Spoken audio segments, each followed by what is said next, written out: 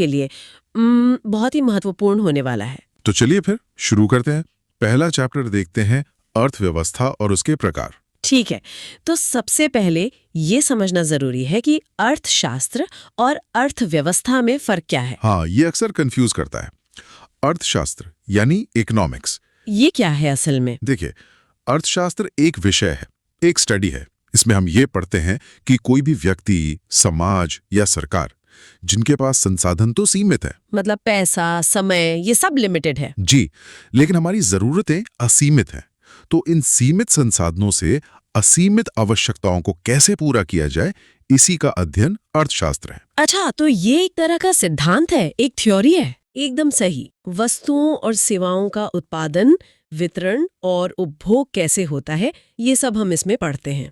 और इस विषय के जनक तो एडम स्मिथ को माना जाता है। जी, एडम स्मिथ। उनकी एक बहुत ही प्रसिद्ध किताब है द वेल्थ ऑफ नेशंस, जो 1776 में आई थी। बिल्कुल। और स्मिथ ने ही अर्थशास्त्र को धन का विज्ञान कहा था। और अगर हम भारतीय संदर्भ में बात करें तो भारतीय अर्थशास्त्र के जनक वो है एम विश्वेश्वरैया। उनका बहुत बड़ा योगदान रहा है। ठीक है, तो ये तो हुई अर्थशास्त्र की बात। अब इसे समझने के लिए इसे कुछ हिस्सों में बांटा भी गया है ना। हाँ, रैग्नर फ्रिश ने इसे 2 मुख्य भागों में बांटा था, माइक्रो और मैक्रो। जी, व्यष्टि अर्थशास्त्र और समष्टि अर्थशास्त्र। व्यष्टि मतलब माइक्रो इकोनॉमिक्स। हाँ, इसे सूक्ष्म अर्थशास्त्र भी कहते हैं। इसके जनक भी एडम स्मिथ ही माने जाते हैं। और इसमें क्या पढ़ते हैं? इसमें हम अर्थव्यवस्था की किसी एक इकाई, मतलब एक यूनिट को स्टडी करते हैं। जैसे कोई एक उद्योग, एक फर्म या एक उपभोक्ता का व्यवहार। अच्छा, मतलब जूम इन करके देखना। बिल्कुल। और दूसरा है समष्टि अर्थशास्त्र, यानी मैक्रो इकोनॉमिक्स, जिसे बृहद अर्थशास्त्र भी कहते हैं। हाँ, इसके जनक J.M. कीन्स को माना जाता है। इसमें हम पूरी अर्थव्यवस्था को एक साथ देखते हैं, बड़े पैमाने पर। जी, जैसे देश की राष्ट्रीय आय, सरकार का बजट, गरीबी, बेरोजगारी, ये सारे बड़े मुद्दे मैक्रो इकोनॉमिक्स में आते हैं। तो ये तो हुई अर्थशास्त्र की बात। अब आते हैं अर्थव्यवस्था यानी इकोनॉमी पर। देखिए, जब हम अर्थशास्त्र के सिद्धांतों को असल जिंदगी में किसी देश में लागू करते हैं तो वो व्यवस्था अर्थव्यवस्था कहलाती है। एकदम सही। जब संसाधनों का उपयोग करके नागरिकों की सामाजिक आर्थिक स्थिति को सुधारने के लिए एक सिस्टम बनाया जाता है, वो अर्थव्यवस्था है। इसीलिए अर्थव्यवस्था शब्द अधूरा है। हाँ, जब तक उसके साथ किसी देश का नाम ना जुड़े, जैसे भारतीय अर्थव्यवस्था, अमेरिकी अर्थव्यवस्था। बहुत बढ़िया। तो अब भारतीय अर्थव्यवस्था को ही समझते हैं। इसे समझने के लिए इसे अलग अलग क्षेत्रों में बांटा जाता है ना। जी, सेक्टर्स में। सबसे आम वर्गीकरण है आर्थिक क्रियाओं के आधार पर। पहला है प्राथमिक क्षेत्र, यानी प्राइमरी सेक्टर। ये वो क्षेत्र है जहां प्राकृतिक संसाधनों का सीधा इस्तेमाल होता है, जैसे कृषि, मत्स्य पालन, पशुपालन, खनन, ये सब। इसे अर्थव्यवस्था की रीढ़ की हड्डी भी कहा जाता है। और क्यों? क्योंकि आज भी हमारी लगभग 50% आबादी रोजगार के लिए इसी पर निर्भर है। लेकिन जीडीपी में इसका योगदान तो सबसे कम है, शायद 16% के आसपास। जी, और यही एक बड़ी चुनौती है। सबसे ज्यादा लोग लगे हैं पर कमाई सबसे कम है। ठीक है, फिर आता है द्वितीय क्षेत्र, सेकेंडरी सेक्टर। इसमें कारखानों और उद्योगों को शामिल किया जाता है, मतलब निर्माण और विनिर्माण। Manufacturing and construction. हाँ, जैसे प्राथमिक क्षेत्र से गेहूं मिला तो उसे आटा चक्की में पीसकर आटा बनाना, ये द्वितीय क्षेत्र का काम है। गन्ना मिल, फैक्ट्री, ये सब इसी में आएंगे। बिल्कुल। और जीडीपी में इसका योगदान करीब 30% है। और फिर तीसरा और सबसे बड़ा क्षेत्र, तृतीय क्षेत्र, टर्शरी सेक्टर, जिसे हम सेवा क्षेत्र या सर्विस सेक्टर भी कहते हैं। इसमें तो बहुत कुछ आता होगा। जी, इसमें कोई सामान नहीं बनता बल्कि सेवाएं दी जाती हैं, जैसे नौकरी, परिवहन, हॉस्पिटल, बैंक, शिक्षा, कम्युनिकेशन, ये सब। हाँ, और जीडीपी में सबसे ज्यादा लगभग 54% योगदान इसी क्षेत्र का है। आजकल 2 और क्षेत्रों की बात होती है, चतुर्थ और पंचम। हाँ, ये असल में तृतीय क्षेत्र के ही और एडवांस्ड रूप है। चतुर्थ क्षेत्र मतलब क्वाटरनरी सेक्टर ज्ञान पर आधारित है, जैसे आईटी, रिसर्च एंड डेवलपमेंट। बिल्कुल। और पंचम क्षेत्र यानी क्वीनरी सेक्टर में वो लोग आते हैं जो उच्चतम स्तर पर निर्णय लेते हैं, जैसे किसी कंपनी के सीईओ या सरकार के बड़े अधिकारी। एकदम सही, जो नीतियां बनाते हैं। ये तो हुआ काम के आधार पर। एक और वर्गीकरण है कार्य की शर्तों के आधार पर, संगठित और असंगठित। ऑर्गेनाइज्ड और अनऑर्गेनाइज्ड, ये भारत के लिए बहुत महत्वपूर्ण है। संगठित क्षेत्र वो है जहां नौकरी की शर्तें, समय, वेतन सब कुछ तय होता है। जैसे सरकारी नौकरी या किसी बड़ी कंपनी में जॉब। जी, टाटा, बिरला जैसी कंपनियां। और असंगठित, इसमें कुछ भी निश्चित नहीं होता, न वेतन, न समय, न छुट्टी। जैसे प्राइवेट नौकरी या कृषि में काम करने वाले मजदूर, दुकानदार। हाँ, और भारत की ज्यादातर आबादी इसी क्षेत्र में काम करती है। ठीक है। एक और आधार है स्वामित्व यानी ओनरशिप। जी, इसके आधार पर 4 तरह के क्षेत्र हैं। पहला सार्वजनिक क्षेत्र यानी पब्लिक सेक्टर। जिस पर पूरी तरह सरकार का अधिकार हो। हाँ, और जिसका उद्देश्य समाज कल्याण होता है, लाभ कमाना नहीं, जैसे कि भारतीय रेलवे। दूसरा फिर इसका उल्टा होगा, निजी क्षेत्र, प्राइवेट सेक्टर। जी, जिस पर किसी निजी व्यक्ति का अधिकार हो और उसका एकमात्र उद्देश्य होता है लाभ कमाना। जैसे रिलायंस या टाटा। बिल्कुल। और अगर दोनों मिल जाएं तो उसे कहते हैं संयुक्त क्षेत्र या जॉइंट सेक्टर, जिसे पीपीपी यानी पब्लिक प्राइवेट पार्टनरशिप भी कहते हैं। जैसे मेट्रो। सही उदाहरण है। और एक चौथा भी है सहकारी क्षेत्र यानी कोऑपरेटिव सेक्टर। ये क्या होता है? इसमें दिशा निर्देश तो सरकार तय करती है, पर उसका संचालन कई लोग मिलकर करते हैं, जैसे कोऑपरेटिव बैंक। समझ गया।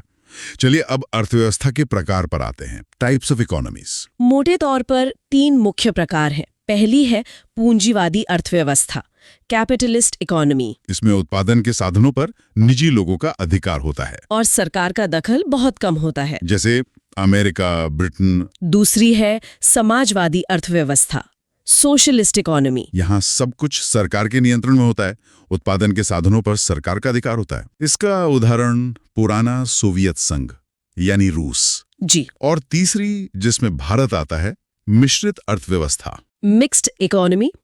इसमें सरकार और निजी व्यक्ति दोनों का सह अस्तित्व होता है, दोनों मिलकर काम करते हैं। इसीलिए हमारे यहाँ सरकारी और प्राइवेट दोनों तरह के स्कूल, हॉस्पिटल हैं। बिल्कुल।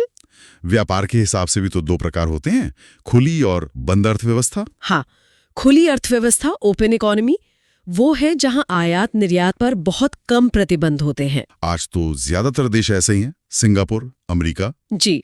और बंद अर्थव्यवस्था क्लोज्ड इकोनॉमी वो होती है जहां आयात निर्यात लगभग शून्य होता है। मतलब जो देश दुनिया से कटकर रहता है। हाँ, इसका सबसे अच्छा उदाहरण है उत्तर कोरिया। बहुत अच्छे।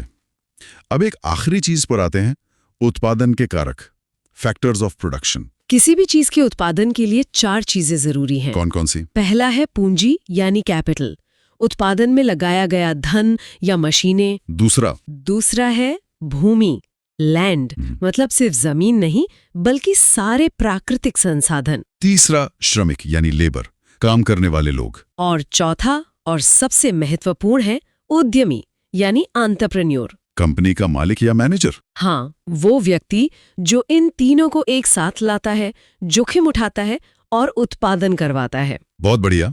तो ये थे अर्थव्यवस्था के कुछ बुनियादी सिद्धांत। तो चलिए अब अगला अध्याय देखते हैं, राष्ट्रीय आय और उससे जुड़ी अवधारणाएं। सबसे पहले सकल घरेलू उत्पाद यानी जीडीपी को समझते हैं। हाँ, जीडीपी, इसका पूरा नाम है ग्रॉस डोमेस्टिक प्रोडक्ट।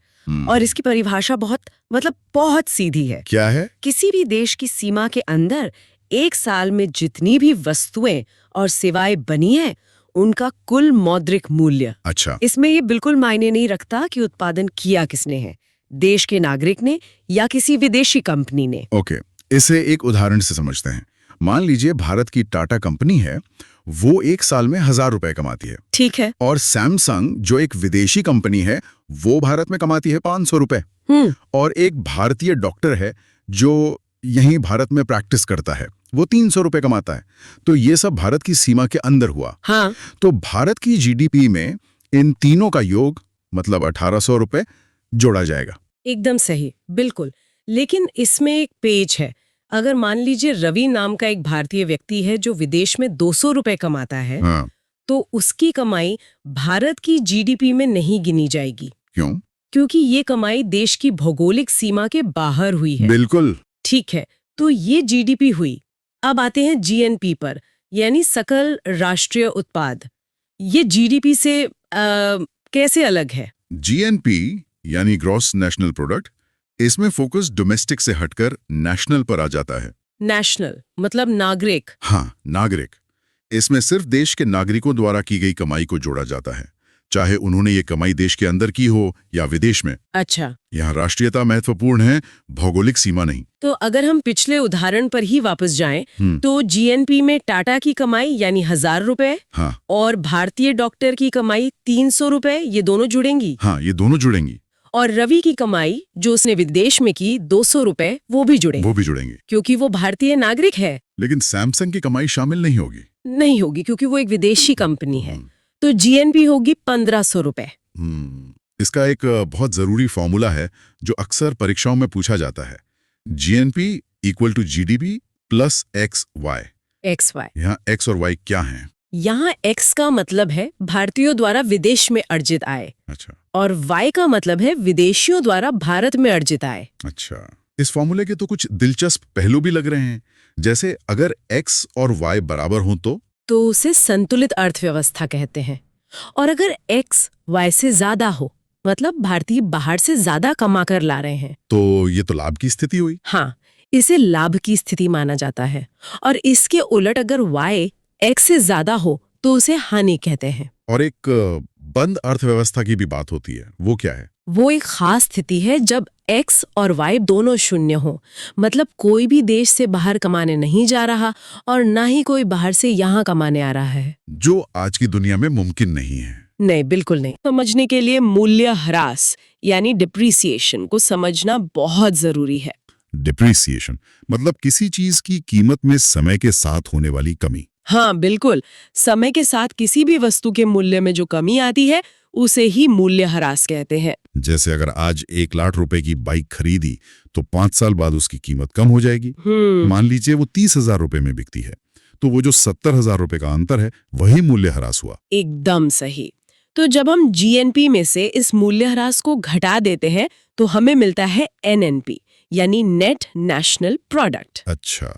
और ये किसी भी देश की सबसे शुद्ध आय मानी जाती है। और इसी तरह जीडीपी में से मूल्य ह्रास घटाने पर एनडीपी मिलेगा। हाँ, नेट डोमेस्टिक प्रोडक्ट। ये तो स्पष्ट हुआ। अब एक और महत्वपूर्ण विषय पर आते हैं, फैक्टर कॉस्ट और मार्केट प्राइस। ये क्या है? देखिए, किसी भी वस्तु के दो मूल्य होते हैं।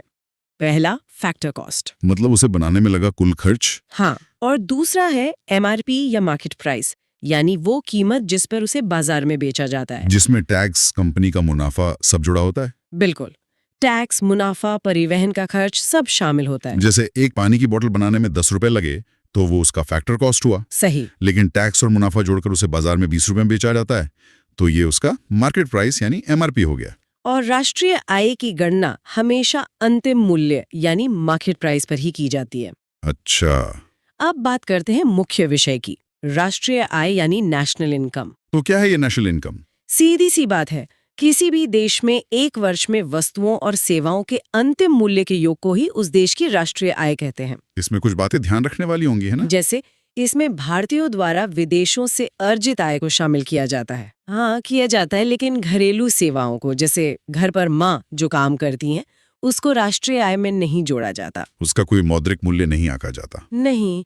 और साथ ही हस्तांतरण भुगतान जैसे पेंशन या स्कॉलरशिप को भी इसमें शामिल नहीं करते। क्यों? क्योंकि ये किसी वस्तु या सेवा के उत्पादन के बदले में नहीं दिया जा रहा है। ठीक है, तो राष्ट्रीय आय की गणना किस पर की जाती है? GDP, GNP, NNP. राष्ट्रीय आय की गणना हमेशा एनएनपी पर की जाती है। इसका फॉर्मूला है राष्ट्रीय आय बराबर एनएनपी ए प्रत्यक्ष कर। भारत में ये गणना कौन करता है? वर्तमान में ये गणना एनएसओ यानी राष्ट्रीय सांख्यिकी कार्यालय करता है। एनएसओ? हाँ, एनएसओ की स्थापना 2019 में सीएसओ और एनएसएसओ के विलय से हुई थी। और भारत का वित्तीय वर्ष 1 अप्रैल से 31 मार्च तक होता है। हाँ, और राष्ट्रीय आय के आंकड़े इसी पर आधारित होते हैं। राष्ट्रीय आय निकालने के तरीके क्या हैं? क्या ये हमेशा एक जैसा रहता है? इसे दो तरह की कीमतों पर निकाला जाता है। पहला है चालू कीमत पर। चालू कीमत मतलब वस्तुओं के वर्तमान बाजार मूल्य को आधार मानकर। लेकिन ये तरीका सटीक नहीं है। क्यों नहीं? क्योंकि बाजार मूल्य तो घटता बढ़ता रहता है।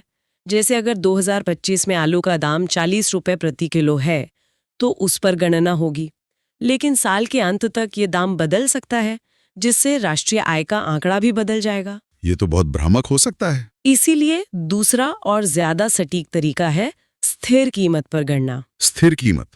इसमें किसी एक बीते हुए वर्ष को आधार वर्ष मानकर गणना की जाती है। और भारत के लिए आधार वर्ष क्या है? भारत के लिए आधार वर्ष 2011-12 है। अच्छा, तो इसका मतलब ये हुआ कि उत्पादन की मात्रा तो वर्तमान वर्ष की ली जाएगी, हाँ, लेकिन उसकी कीमत आधार वर्ष यानी 2011-12 के हिसाब से लगाई जाएगी। बिल्कुल।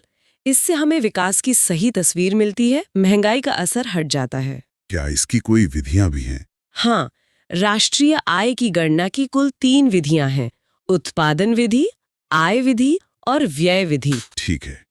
अब एक बहुत ही जरूरी टर्म पर आते हैं, प्रति व्यक्ति आय या पर कैपिटा इनकम।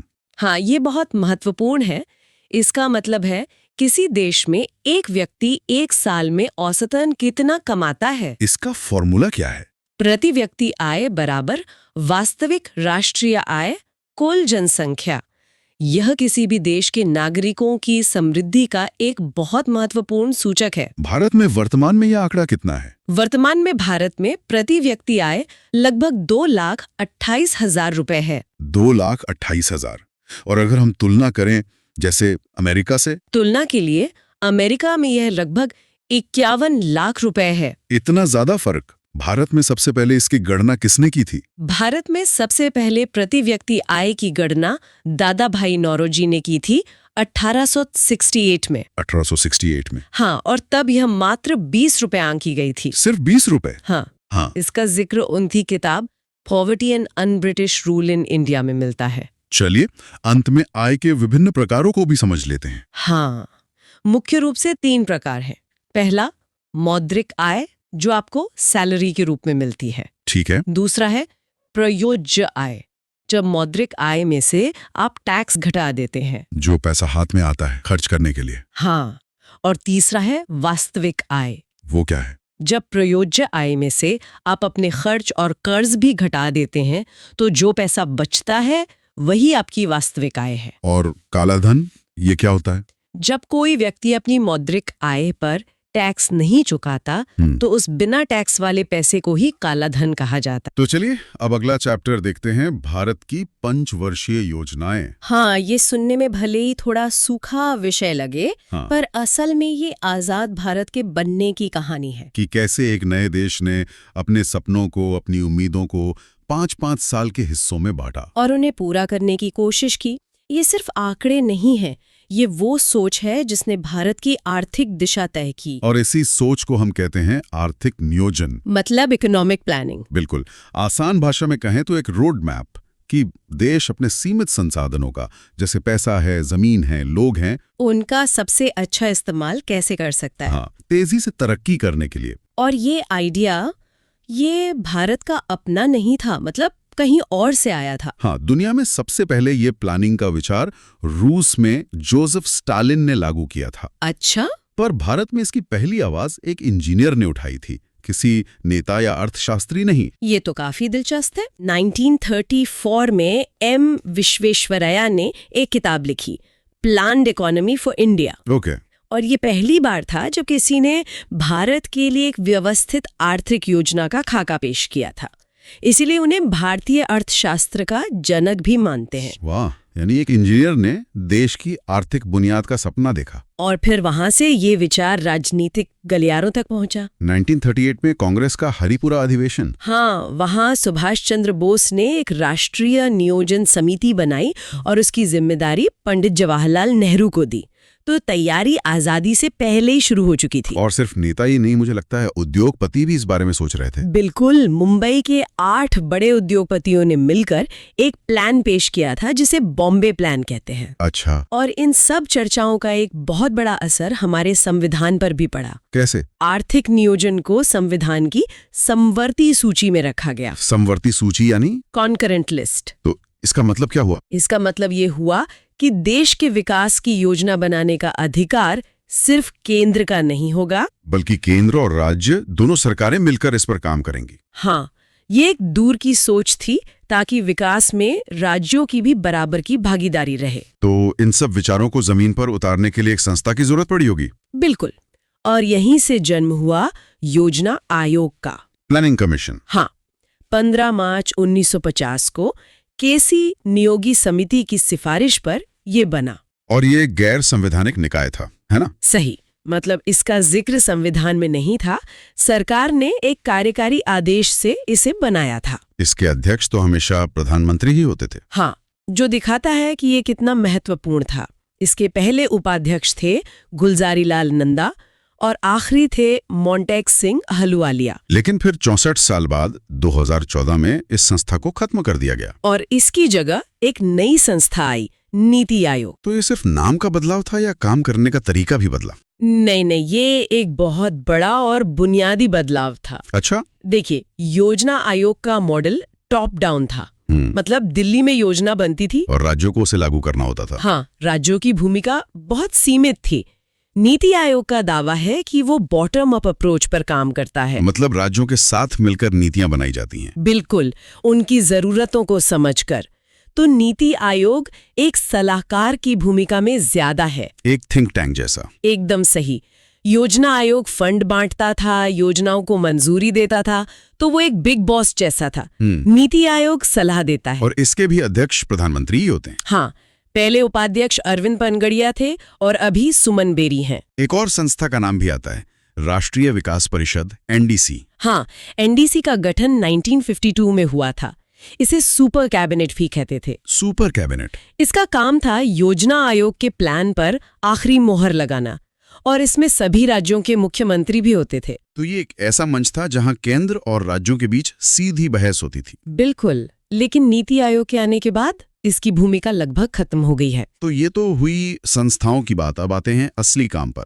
12 पंचवर्षीय योजनाएं। हाँ, एक लंबा सफर। चलिए पहली योजना से शुरू करते हैं। 1951, देश नया नया आजाद हुआ है, खजाना खाली है। शुरुआत कहाँ से की जाए? उस वक्त सबसे बड़ी चुनौती थी देश का पेट भरना। सही। बंटवारे ने हमारी कृषि व्यवस्था को तोड़ दिया था। इसलिए पहली पंचवर्षीय योजना जो 1951 से 56 तक चली, उसका पूरा फोकस सिर्फ और सिर्फ कृषि पर था। नारा था, पहले पेट पूजा फिर काम दूजा। हाँ, कुछ वैसा है। ये योजना डोमर समृद्धि मॉडल पर आधारित थी। ये मॉडल क्या कहता है आसान शब्दों में? इसका सिद्धांत बहुत सीधा है। आप जितना ज्यादा निवेश करेंगे उतनी ही ज्यादा आर्थिक वृद्धि होगी। तो सरकार ने सारा पैसा सिंचाई परियोजनाओं में लगा दिया। बिल्कुल। भाखड़ा नांगल, हीराकुंड, दामोदर घाटी जैसे विशाल बांध इसी योजना की देन है। नेहरू जी ने इन्हें आधुनिक भारत के मंदिर कहा था।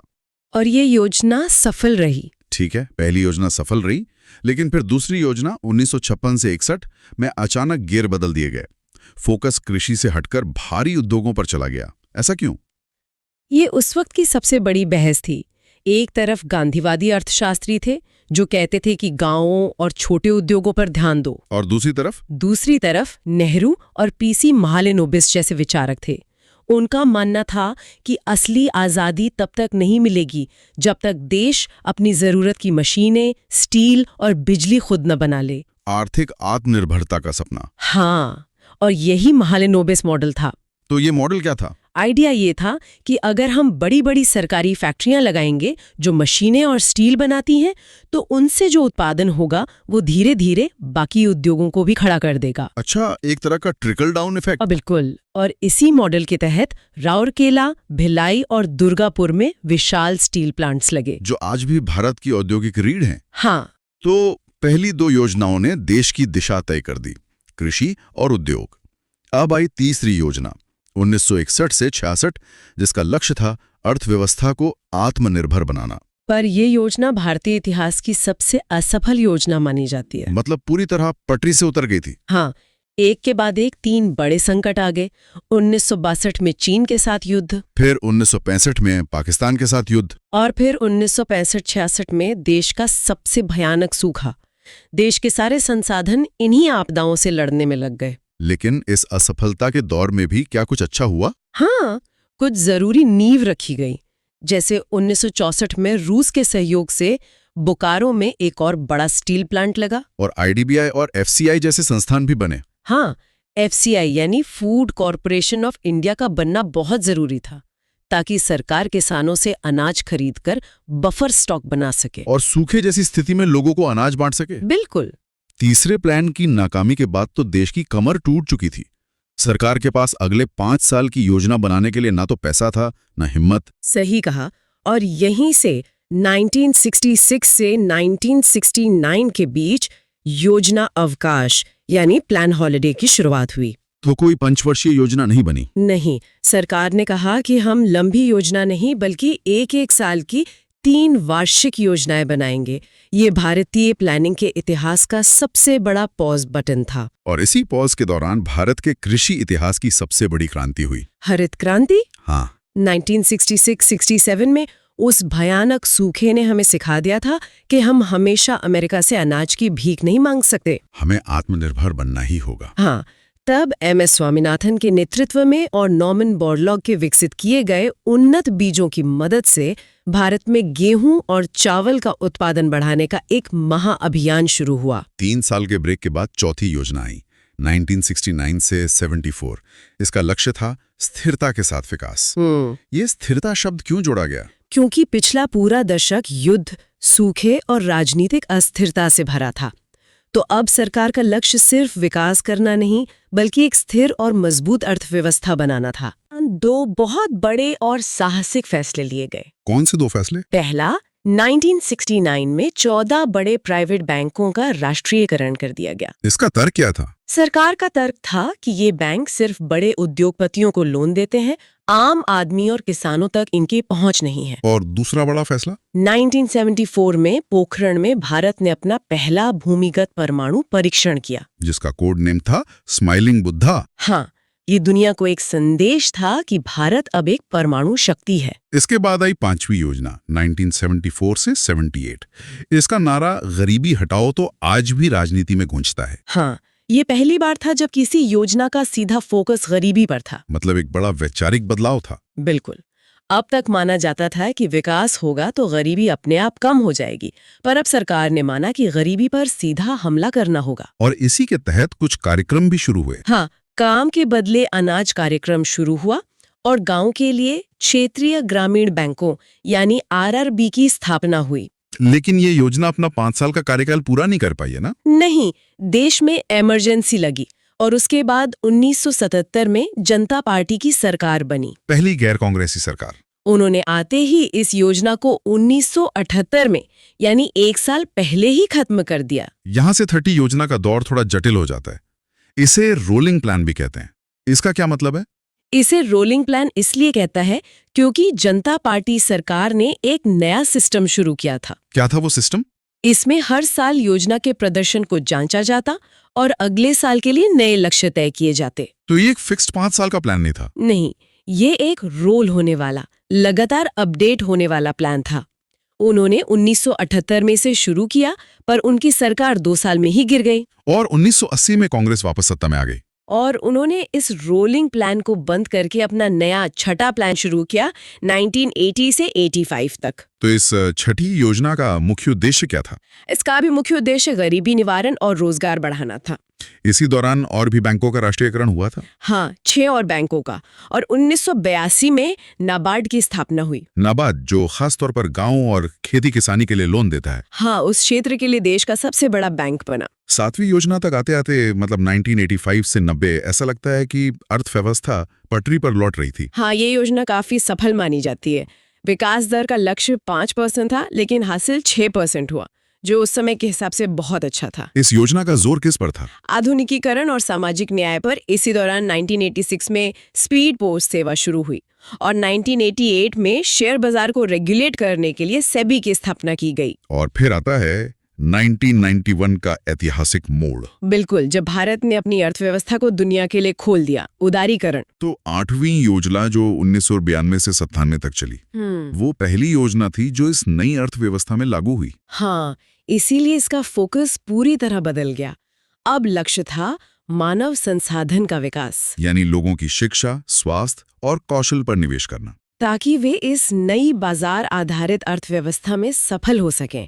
ये जॉन डब्ल्यू मिलर मॉडल पर आधारित थी, जिसमें सरकारी नियंत्रण कम करने और निजी क्षेत्र को बढ़ावा देने की बात थी। सही। इसके बाद की जो योजनाएं हैं, 9वीं, 10वीं, 11वीं, उनके उद्देश्यों में कुछ खास शब्द बार बार आते हैं, जैसे सामाजिक न्याय, समानता, समावेशी विकास। हाँ, ये दिखाता है कि 1991 के सुधारों के बाद विकास तो तेज हुआ, लेकिन ये चिंता भी बढ़ी कि इसका फायदा सिर्फ कुछ लोगों तक ही सीमित न रह जाए। तो 9वीं योजना ने सामाजिक न्याय और समानता के साथ विकास की बात की। और 10वीं योजना, जो 2002 से 2007 तक थी, उसने 8% की जीडीपी वृद्धि का एक बहुत महत्वाकांक्षी लक्ष्य रखा। और 11वीं योजना का नारा था तीव्रतर और अधिक समावेशी विकास। हाँ, समावेशी विकास यानी इंक्लूसिव ग्रोथ।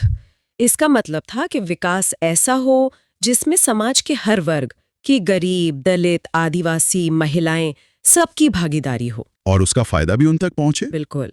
इस योजना में 9% विकास का लक्ष्य था और हमने 7.9% हासिल किया, जो बहुत अच्छा माना गया। और अब आते हैं आखिरी कड़ी पर, 12वीं और अंतिम पंचवर्षीय योजना 2012 से 2017। इसके उद्देश्य में एक और नया शब्द जुड़ा, तीव्रतर, संपोषणीय और अधिक समावेशी विकास। यहाँ संपोषणीय यानी सस्टेनेबल शब्द जुड़ा। हाँ, इसका मतलब था कि विकास ऐसा हो जो हमारे पर्यावरण और प्राकृतिक संसाधनों को नुकसान न पहुंचाए, ताकि आने वाली पीढ़ियों के लिए भी ये बचे रहें। और ये भारत की अंतिम पंचवर्षीय योजना थी। हाँ, क्योंकि 2015 में योजना आयोग को भंग कर दिया गया। तो 1951 से शुरू हुआ ये सफर 2017 में आकर खत्म हो गया।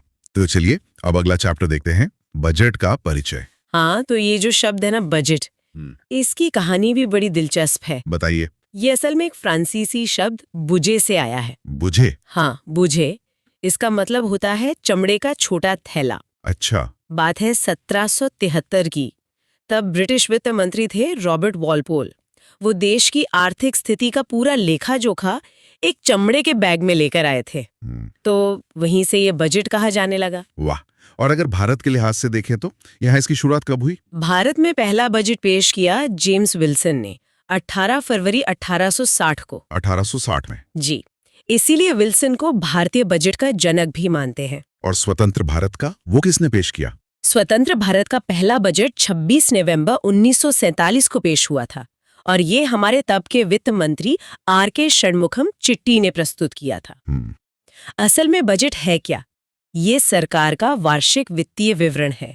संविधान के अनुच्छेद 112 में इसके बारे में बताया गया है। मतलब सरकार आने वाले एक साल के खर्चों और आय का लेखा जोखा संसद के सामने रखती है। बिल्कुल। इसमें भूत, वर्तमान और भविष्य तीनों की जानकारी होती है। एक और जरूरी बात, पहले तो रेल बजट और आम बजट अलग अलग आते थे। हाँ, 1924 में इन्हें अलग किया गया था। एक विलियम एक्वर्थ कमेटी थी उसकी रिपोर्ट पर। लेकिन अब तो फिर से एक हो गए। जी, 2017-18 में विवेक दिब्रॉय समिति की सिफारिश पर इन्हें फिर से एक कर दिया गया। बजट के प्रकार ये कितने तरह के होते हैं? मुख्य रूप से देखें तो 5 प्रकार के होते हैं। ठीक है, तो पहला कौन सा है? पहला है पारंपरिक बजट, जिसे आम बजट भी कहते हैं। अच्छा, इसमें क्या होता है? इसमें बस वेतन, मजदूरी, मशीनरी, मतलब इन जैसे खर्चों का ब्यौरा होता है। तो इसमें ये तो बताते हैं कि कहाँ कितना खर्च होगा। हाँ, पर ये नहीं बताया जाता कि उस खर्च से क्या परिणाम या फायदा होगा। समझ गया। तो दूसरा कौन सा है? दूसरा है निष्पादन बजट यानी परफॉर्मेंस बजट। हाँ, ये लक्ष्य आधारित होता है। इसमें खर्च के साथ साथ ये भी दिखाया जाता है कि उस खर्च का लक्ष्य क्या है और उसका नतीजा क्या निकलेगा। यानी सरकार की जो तत्काल काम है उनको दिखाता है ये। सही। अब तीसरा है आउटकम बजट। ये तो एक तरह से सरकार के कामों का रिपोर्ट कार्ड जैसा हुआ। बिल्कुल सही पकड़ा। इसमें ये बताया जाता है कि पिछले बजट में जो पैसा दिया गया था उससे जो काम शुरू हुए उनका फाइनल नतीजा क्या रहा। इसे किसने शुरू किया था? इसे पहली बार 2005 में वित्त मंत्री पी चिदम्बरम ने प्रस्तुत किया था। अच्छा, और चौथा है शून्य आधारित बजट, जीरो बेस बजट। ये बहुत महत्वपूर्ण है। शून्य आधारित मतलब इसमें पिछले खर्चों को शून्य मान लिया जाता है। हर बार बिल्कुल नए सिरे से बजट बनाया जाता है। ये कब लाया जाता है? ये तब लाते हैं जब आय कम हो और खर्च बहुत ज्यादा हो। इसका सबसे पहला प्रयोग अमेरिका में हुआ था। राष्ट्रपति जिमी कार्टर ने किया था। और पांचवा और आखिरी? वो है जेंडर बजट। इसकी शुरुआत भारत में कब हुई? ये 2005-06 में शुरू हुआ। इसके जरिए महिलाओं के विकास, कल्याण और सशक्तिकरण से जुड़ी योजनाओं के लिए अलग से राशि का इंतजाम किया जाता है। और दुनिया में सबसे पहले? दुनिया में सबसे पहले जेंडर बजट ऑस्ट्रेलिया ने पेश किया था 1984 में। बहुत दिलचस्प। बजट की संरचना, इसके मुख्य भाग कौन कौन से हैं? आज के समय में बजट को 2 मुख्य भागों में बांटा गया है। एक है राजस्व बजट और दूसरा है पूंजीगत बजट। ठीक है, तो पहले राजस्व बजट यानी रेवेन्यू बजट को समझते हैं। हाँ, इसमें भी 2 हिस्से हैं, राजस्व प्राप्तियां और राजस्व व्यय। राजस्व प्राप्तियां, रेवेन्यू रिसीट्स, ये क्या होती हैं? ये सरकार की वो आय है जिसे उसे लौटाना नहीं पड़ता, जैसे टैक्स से आया पैसा, कोई जुर्माना या सरकारी कर्ज पर मिला ब्याज और शुल्क। अच्छा, तो जिस देश की राजस्व प्राप्तियां ज्यादा होती हैं, वो देश उतना ही मजबूत माना जाता है। बिल्कुल। बिल्कुल। और फिर राजस्व व्यय, रेवेन्यू एक्सपेंडिचर, ये सरकार के वो खर्चे हैं जिनसे कोई संपत्ति नहीं बनती। कोई संपत्ति नहीं बनती, मतलब जैसे सरकारी कर्मचारियों का वेतन, पेंशन, सब्सिडी और कर्ज पर जो ब्याज देना है उसका भुगतान। समझ गया। अब आते हैं पूंजीगत बजट पर, कैपिटल बजट। हाँ, इसके भी 2 हिस्से हैं, पूंजीगत प्राप्तियां और पूंजीगत व्यय। ठीक है, तो पूंजीगत प्राप्तियां या कैपिटल रिसीट्स ये क्या है? ये वो पैसा है जो सरकार या तो अपनी कोई संपत्ति बेचकर जुटाती है या फिर कर्ज लेके। संपत्ति बेचकर? जैसे विनिवेश। हाँ, जैसे कोई सरकारी कंपनी बेचना या फिर कोई विदेशी ऋण लेना।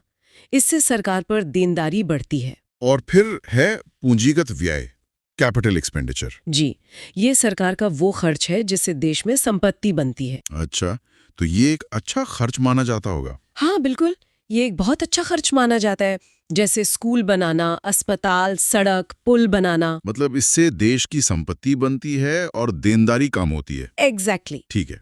बजट घाटा, ये तो बहुत सुना है, जब सरकार का खर्च उसकी आय से ज्यादा हो जाए। उसी को घाटा कहते हैं। इसमें सबसे पहले आता है राजस्व घाटा, रेवेन्यू डेफिसिट। ये कब होता है? ये तब होता है जब राजस्व व्यय यानी रोज के खर्चे राजस्व आय यानी रोज की कमाई से ज्यादा हो जाते हैं। अरे, ये तो किसी भी देश के लिए एक संकट की स्थिति हुई। बहुत बड़ी संकट की स्थिति। और जो सबसे महत्वपूर्ण घाटा है, जिसकी हर जगह चर्चा होती है, राजकोषीय घाटा, फिस्कल डेफिसिट। हाँ, ये सबसे जरूरी है। ये सरकार के कुल खर्च और उसकी कुल आय, उधार को छोड़कर, उसके बीच का अंतर है। यानी ये घाटा दिखाता है कि सरकार को अपने खर्चे पूरे करने के लिए कितना कर्ज लेना पड़ेगा। बिल्कुल, यही इसका सही मतलब है। अच्छा, इसी से जुड़ा हुआ एक और घाटा है, प्राथमिक घाटा, प्राइमरी डेफिसिट। हाँ, जब हम राजकोषीय घाटे में से ब्याज भुगतान को घटा देते हैं तो जो बचता है उसे प्राथमिक घाटा कहते हैं। तो ये क्या दिखाता है? ये दिखाता है कि मौजूदा सरकार के खर्चे ब्याज के बोझ के बिना कितने हैं। चलिए, सरकार के खाते, सरकार ये सारा पैसा रखती कहाँ है? सरकार अपना सारा पैसा 3 मुख्य खातों में रखती है। 3 खातों में? कौन कौन से? पहला है संचित कोष यानी कंसोलिडेटेड फंड। ये क्या होता है? सरकार की सारी आय जैसे टैक्स और ऋण सब इसी खाते में जमा होती हैं। ये देश का मुख्य खाता है। और इससे पैसा निकालने के लिए? इससे पैसा निकालने के लिए संसद की अनुमति जरूरी है, जिसके लिए विनियोग विधेयक एप्रोप्रिएशन बिल पास किया जाता है। अच्छा, और दूसरा खाता? दूसरा है सार्वजनिक खाता, पब्लिक अकाउंट। इसमें कैसा पैसा होता है? इसमें वो पैसा होता है जो सरकार का नहीं है, सरकार उसे बस एक अमानत के तौर पर रखती है। जैसे प्रोविडेंट फंड, पीएफ का पैसा या किसी ट्रस्ट का पैसा। तो इसे निकालने के लिए संसद की अनुमति की जरूरत नहीं होती होगी? नहीं, बिल्कुल नहीं। और तीसरा और आखिरी? वो है आकस्मिक फंड, कंटिंजेंसी फंड। नाम से ही लग रहा है कि ये इमरजेंसी के लिए। हाँ, ये खाता देश में आने वाली आकस्मिक आपदाओं से निपटने के लिए होता है, जैसे बाढ़ या भूकंप। इसमें कितना पैसा होता है? भारत में इसकी क्षमता 500 करोड़ रुपए है। और इससे पैसा निकालने के लिए भी संसद की अनुमति? नहीं, इसके लिए भी संसद की अनुमति जरूरी नहीं है। केंद्र में राष्ट्रपति और राज्य में राज्यपाल इससे पैसा निकाल सकते हैं। अब अगला चैप्टर देखते हैं, भारतीय कर प्रणाली। जी, इस चर्चा में हम कर की विधियों, प्रत्यक्ष और अप्रत्यक्ष करों और हाँ, उनकी गणना को भी समझेंगे। ठीक है, तो सबसे पहले ये समझते हैं कि टैक्स लगाने के तरीके क्या हैं। मतलब क्या कोई एक ही फिलॉसफी है? नहीं, एक नहीं, मुख्य रूप से 4 अलग अलग विधियां हैं। पहली है प्रतिगामी कर, मतलब रिग्रेसिव टैक्स। रिग्रेसिव मतलब पीछे जाने वाला? हाँ, कुछ वैसा ही। इसमें जैसे जैसे आपकी आय बढ़ती है, टैक्स की दर घटती जाती है। ये तो सुनने में ही अजीब है। मतलब अमीर कम टैक्स दें और गरीब ज्यादा? हाँ, ये अमीरों के लिए फायदेमंद है और गरीबों के लिए हानिकारक। इसीलिए कोई भी देश इसे सीधे तौर पर नहीं अपनाता, पर कई अप्रत्यक्ष करों का असर ऐसा ही होता है। अच्छा, तो इसके ठीक उलट क्या होगा? इसके ठीक विपरीत है प्रगामी कर, प्रोग्रेसिव टैक्स। इसमें आय बढ़ने के साथ साथ टैक्स की दर भी बढ़ती है। जो ज्यादातर देशों में होता है ना? बिल्कुल, यही सबसे लोकप्रिय है। ठीक है, और तीसरी विधि? पर भारत का सिस्टम दिलचस्प हो जाता है। हमने चौथी विधि अपनाई है जो सबसे महत्वपूर्ण है, अवक्रमिक या अधोगामी कर, डिग्रेसिव टैक्स। डिग्रेसिव टैक्स, ये क्या है? ये बेसिकली प्रोग्रेसिव और प्रोपोर्शनल का एक मिश्रण है। मिश्रण कैसे? इसमें आय बढ़ने के साथ टैक्स की दर एक स्तर तक तो बढ़ती है, लेकिन एक पॉइंट के बाद वो स्थिर हो जाती है। अच्छा, जैसे भारत में होता है कि एक सीमा के बाद टैक्स रेट 30% पर फिक्स हो जाता है। एकदम सही। चाहे आप 50 लाख कमाएं या 50 करोड़, भारत में यही प्रणाली लागू है। ये तो बहुत अच्छे से समझ आ गया। इनके अलावा भी कोई वर्गीकरण है? हाँ, टैक्स किस आधार पर लग रहा है उस पर भी दो प्रकार हैं। एक है मूल्यानुसार कर, मतलब ad valorem tax. Ad valorem मतलब वैल्यू पर? हाँ, ये वस्तु की कीमत पर लगता है। जैसे मोबाइल फोन, महंगा फोन तो ज्यादा टैक्स। और दूसरा है विशिष्ट कर या स्पेसिफिक टैक्स। ये वस्तु के वजन या मात्रा पर लगता है, उसकी कीमत पर नहीं। जैसे पेट्रोल? बिल्कुल, पेट्रोल इसका सबसे अच्छा उदाहरण है। तो ये तो हुए सैद्धांतिक तरीके। अब असल में जो टैक्स हम देते हैं उन पर आते हैं, प्रत्यक्ष और अप्रत्यक्ष कर। डायरेक्ट टैक्स से शुरू करते हैं। प्रत्यक्ष कर या डायरेक्ट टैक्स वो है जिसका बोझ आप किसी और पर नहीं डाल सकते। आप पर लगा है तो चुकाना भी आप ही को पड़ेगा। मतलब जिसका टैक्स उसी की जिम्मेदारी? इसमें सबसे पहले तो इनकम टैक्स ही आता है। हाँ, केंद्र सरकार के प्रत्यक्ष करों में सबसे प्रमुख है आयकर, इनकम टैक्स। ये लोगों के वेतन, व्यापार या किसी भी लाभ से हुई आय पर लगता है। ठीक है, और सरकार की कमाई का सबसे बड़ा सोर्स भी यही होगा? नहीं, एक्चुअली नहीं। सरकार के राजस्व का सबसे बड़ा स्रोत है निगम कर, यानी कॉरपोरेशन टैक्स। अच्छा। हाँ, ये कंपनियों के मुनाफे पर लगाया जाता है। सामान्य दर 25% है, पर नई कंपनियों के लिए इसे 15% तक भी किया जा सकता है, उन्हें प्रोत्साहित करने के लिए। और दूसरे कौन से प्रत्यक्ष कर हैं केंद्र सरकार के? मैंने उपहार कर के बारे में सुना है। गिफ्ट टैक्स, हाँ, अगर आपको किसी से 50,000 रुपए से ज्यादा का उपहार मिलता है, रिश्तेदारों के अलावा? हाँ, रिश्तेदारों के अलावा, तो उस पर 30% का टैक्स लगता है। 30% काफी ज्यादा है। और संपत्ति बेचने पर? उसे कहते हैं पूंजी लाभ कर, कैपिटल गेन्स टैक्स। अगर आप कोई संपत्ति जैसे जमीन या शेयर उसकी लागत से ज्यादा में बेचते हैं, तो जो लाभ होता है उस पर 10% टैक्स लगता है। और ये एसटीटी क्या है? प्रतिभूति व्यापार कर, एसटीटी। ये स्टॉक एक्सचेंज में शेयरों की खरीद बिक्री पर ही कट जाता है। ये 2004 में शुरू हुआ था। क्या कोई ऐसे टैक्स भी हैं जो पहले थे पर अब हटा दिए गए? हाँ, दो प्रमुख कर अब समाप्त हो चुके हैं। एक था संपत्ति कर, वेल्थ टैक्स, जिसे 2015-16 में खत्म कर दिया गया। और दूसरा था फ्रिंज बेनिफिट टैक्स, एसबीटी। ये कर्मचारियों को मिलने वाले एक्स्ट्रा फायदों पर लगता था। इसे 2009 में बंद कर दिया गया। ठीक है, ये तो हुए केंद्र के कर। राज्य सरकारें भी लगाती हैं कुछ डायरेक्ट टैक्स? हाँ, बिल्कुल। राज्य सरकारें भू राजस्व कर, व्यवसाय कर, कृषि आय पर कर और पथ कर मतलब रोड टैक्स लगाती हैं। चलिए, तो ये तो हो गए प्रत्यक्ष कर। अब उन करों पर आते हैं जिनका असर हम पर सीधे नहीं बल्कि घुमा फिरा कर पड़ता है, अप्रत्यक्ष कर। बिल्कुल। इनडायरेक्ट टैक्स वो है जो लगाया किसी एक व्यक्ति पर जाता है, लेकिन उसका भुगतान कोई और करता है। जैसे बिस्कुट का उदाहरण, टैक्स कंपनी पर लगता है पर चुकाता ग्राहक है। एकदम सही। ज्यादातर अप्रत्यक्ष कर तो अब जीएसटी में शामिल हो गए हैं, लेकिन कुछ को समझना जरूरी है, जैसे सीमा शुल्क, कस्टम ड्यूटी। ये तो इंपोर्ट एक्सपोर्ट पर लगता है ना? हाँ, विदेशों से आने जाने वाली वस्तुओं पर। ये केंद्र सरकार लगाती है, लेकिन वित्त आयोग की सिफारिश पर राज्यों के साथ साझा भी करती है। और सेवा कर, सर्विस टैक्स, ये भी तो था? हाँ, ये विभिन्न सेवाओं पर लगता था। इसे 2003 में 88वें संविधान संशोधन के तहत केंद्र सूची में जोड़ा गया था। एक और है उत्पाद शुल्क, एक्साइज ड्यूटी। सही कहा। ये देश के अंदर बनने वाली वस्तुओं पर लगता है। केंद्रीय उत्पाद शुल्क अभी भी पेट्रोल और डीजल जैसी कुछ चीजों पर लागू है। और राज्य का? राज्य उत्पाद शुल्क शराब और नशीले पदार्थों पर लगता है, इसीलिए ये चीजें जीएसटी से बाहर हैं। और एक बहुत बड़ा बदलाव था वैट, मूल्य वर्धित कर। इसकी जरूरत क्यों पड़ी? बहुत अच्छा सवाल है। वैट से पहले सेल्स टैक्स में टैक्स पर टैक्स लगने की समस्या थी, जिसे कैस्केडिंग इफेक्ट कहते हैं। मतलब हर स्टेज पर टैक्स जुड़ता जाता था? हाँ, और पिछले टैक्स पर भी टैक्स लग जाता था। वैट इसी समस्या को दूर करने के लिए एल.के. झा समिति की सिफारिश पर लाया गया था। अच्छा, और हरियाणा इसे अपनाने वाला पहला राज्य था? हाँ, हरियाणा पहला था और उत्तर प्रदेश अंतिम। ठीक है। अब कुछ और शब्द हैं जो टैक्स के साथ आते हैं, सरचार्ज और सेस। ये क्या है? ये दोनों ही कर के ऊपर लगने वाले कर हैं, लेकिन इनमें एक बहुत बड़ा अंतर है। अधिभार यानी सरचार्ज ज्यादा आय वाले लोगों और कंपनियों पर लगता है। मतलब ये एक तरह का एक्स्ट्रा टैक्स है अमीरों पर। कह सकते हैं 50 लाख से 1 करोड़ की सालाना आय पर ये 10% लगता है। और ये दर बढ़ती जाती है? हाँ, 1 से 2 करोड़ पर 15%, 2 से 5 करोड़ पर 25% और 5 करोड़ से ज्यादा पर 37% तक। बाप रे। और उपकर मतलब सेस, ये कैसे अलग है? उपकर यानी सेस किसी विशेष उद्देश्य के लिए वसूला जाता है, जैसे शिक्षा या स्वास्थ्य के लिए, और इसका पैसा सिर्फ उसी काम पर खर्च हो सकता है। अच्छा, तो सरचार्ज का पैसा कहीं भी खर्च हो सकता है पर सेस का नहीं।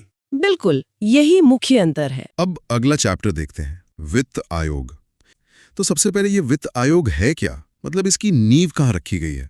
देखिए, वित्त आयोग का गठन 1951 में हुआ था।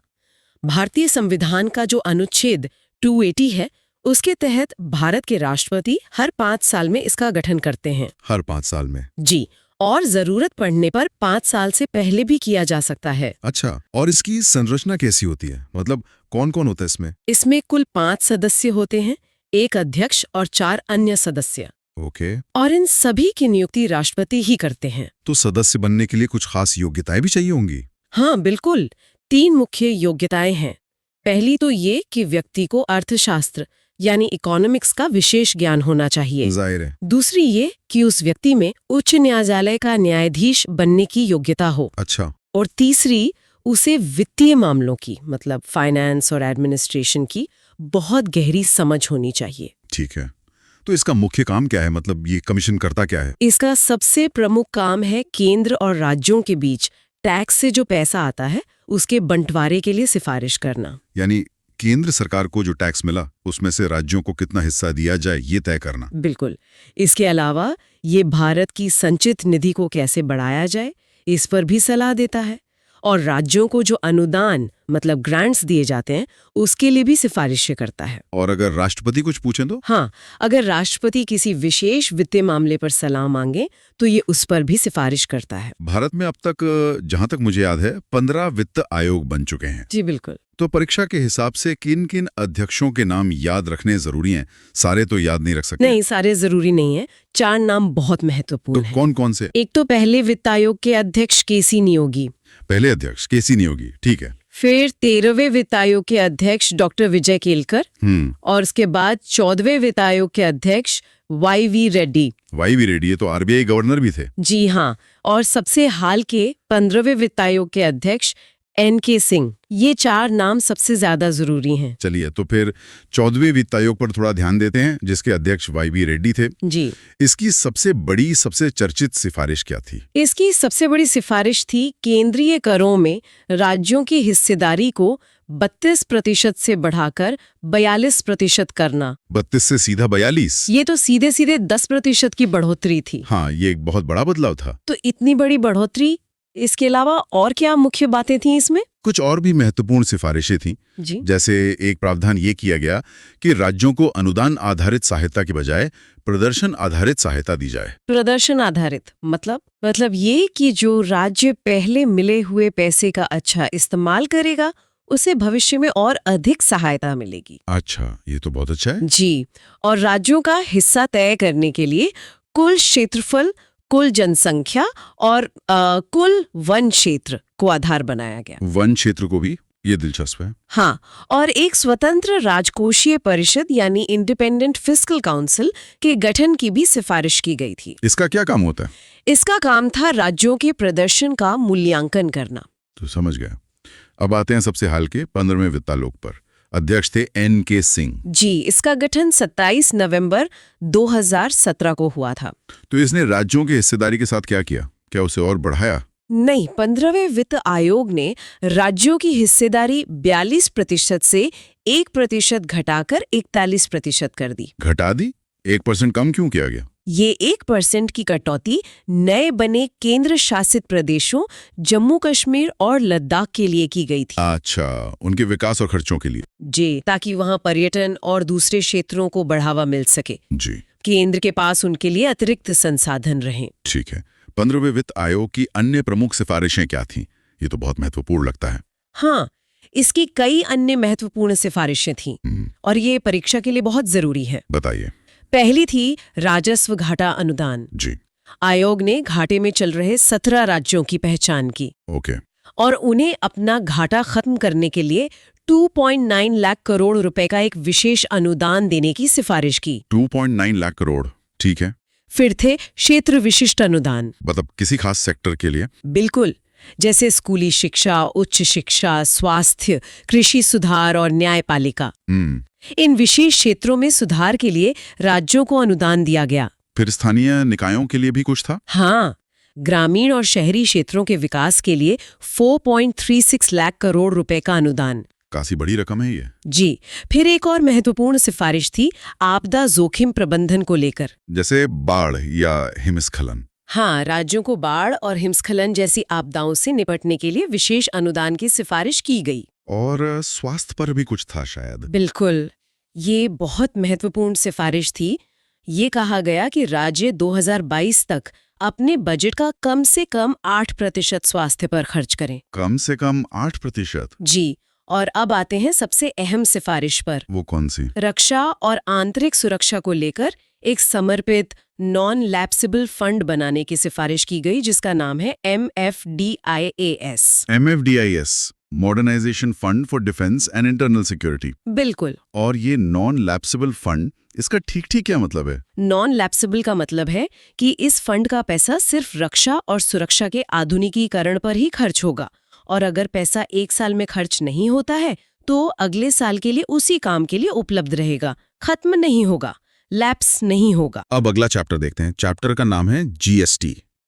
तो सबसे पहले यही समझते हैं कि GST को लाने की जरूरत ही क्यों पड़ी? देखिए, GST से पहले जो टैक्स व्यवस्था थी उसमें कई समस्याएं थीं। अच्छा, जैसे कि सबसे पहली और बड़ी समस्या थी कि वस्तु और सेवाओं पर टैक्स की दरें बहुत अलग-अलग थी और कोई साफ परिभाषा नहीं थी। तो लोग क्या करते थे कि अपने प्रोडक्ट को कम टैक्स वाली श्रेणी में दिखा देते थे। अच्छा, मतलब टैक्स बचाने के लिए? इससे तो सरकार को नुकसान होता होगा। बिल्कुल, बहुत नुकसान होता था। ये पहली बड़ी वजह थी। और दूसरा कारण था वैट पर कैस्केडिंग की समस्या। कैस्केडिंग? ये क्या होता है? मतलब कर के ऊपर कर लगना। टैक्स पर टैक्स? टैक्स पर टैक्स। ये कैसे होता था? हर स्टेज पर जब वैल्यू जुड़ती थी तो पिछले स्टेज का टैक्स भी कॉस्ट का हिस्सा बन जाता था और उस पूरी कीमत पर फिर से टैक्स लग जाता था। ओहो, तो इससे तो चीजें महंगी हो जाती होंगी। बहुत ज्यादा।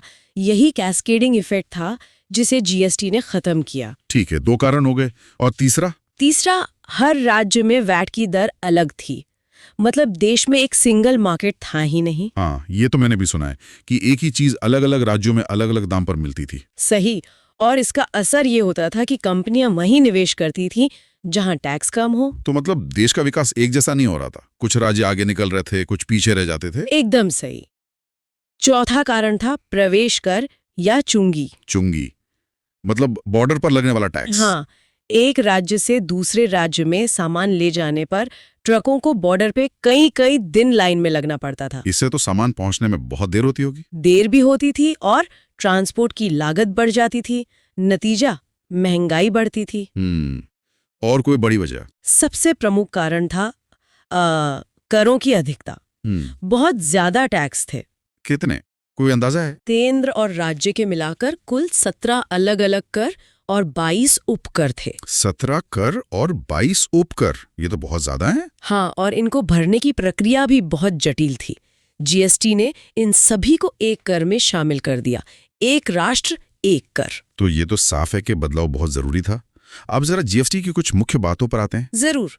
जीएसटी, जैसा कि हम जानते हैं, 1 जुलाई 2017 से पूरे भारत में लागू किया गया। और ये एक अप्रत्यक्ष कर है, यानी इनडायरेक्ट टैक्स। हाँ, इसे बहुचरणीय कर या मल्टी स्टेज टैक्स भी कहते हैं। मल्टी स्टेज क्यों? क्योंकि ये उत्पाद के निर्माण के हर चरण पर लगता है।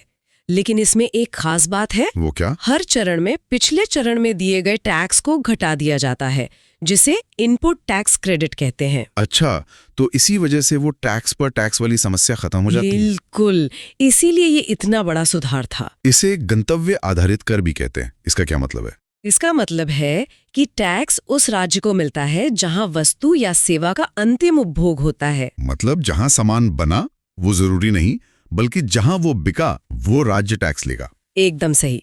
और इसे व्यापक कर या कॉम्प्रिहेंसिव टैक्स भी कहा जाता है। वो तो जाहिर है, क्योंकि इसमें इतने सारे पुराने टैक्स शामिल कर लिए गए हैं। सही। अब कुछ परीक्षा के लिए जरूरी तथ्य देख लेते हैं। जैसे ये जीएसटी का सुझाव सबसे पहले किसने दिया था? ये सुझाव विजय केलकर समिति ने दिया था। विजय केलकर समिति।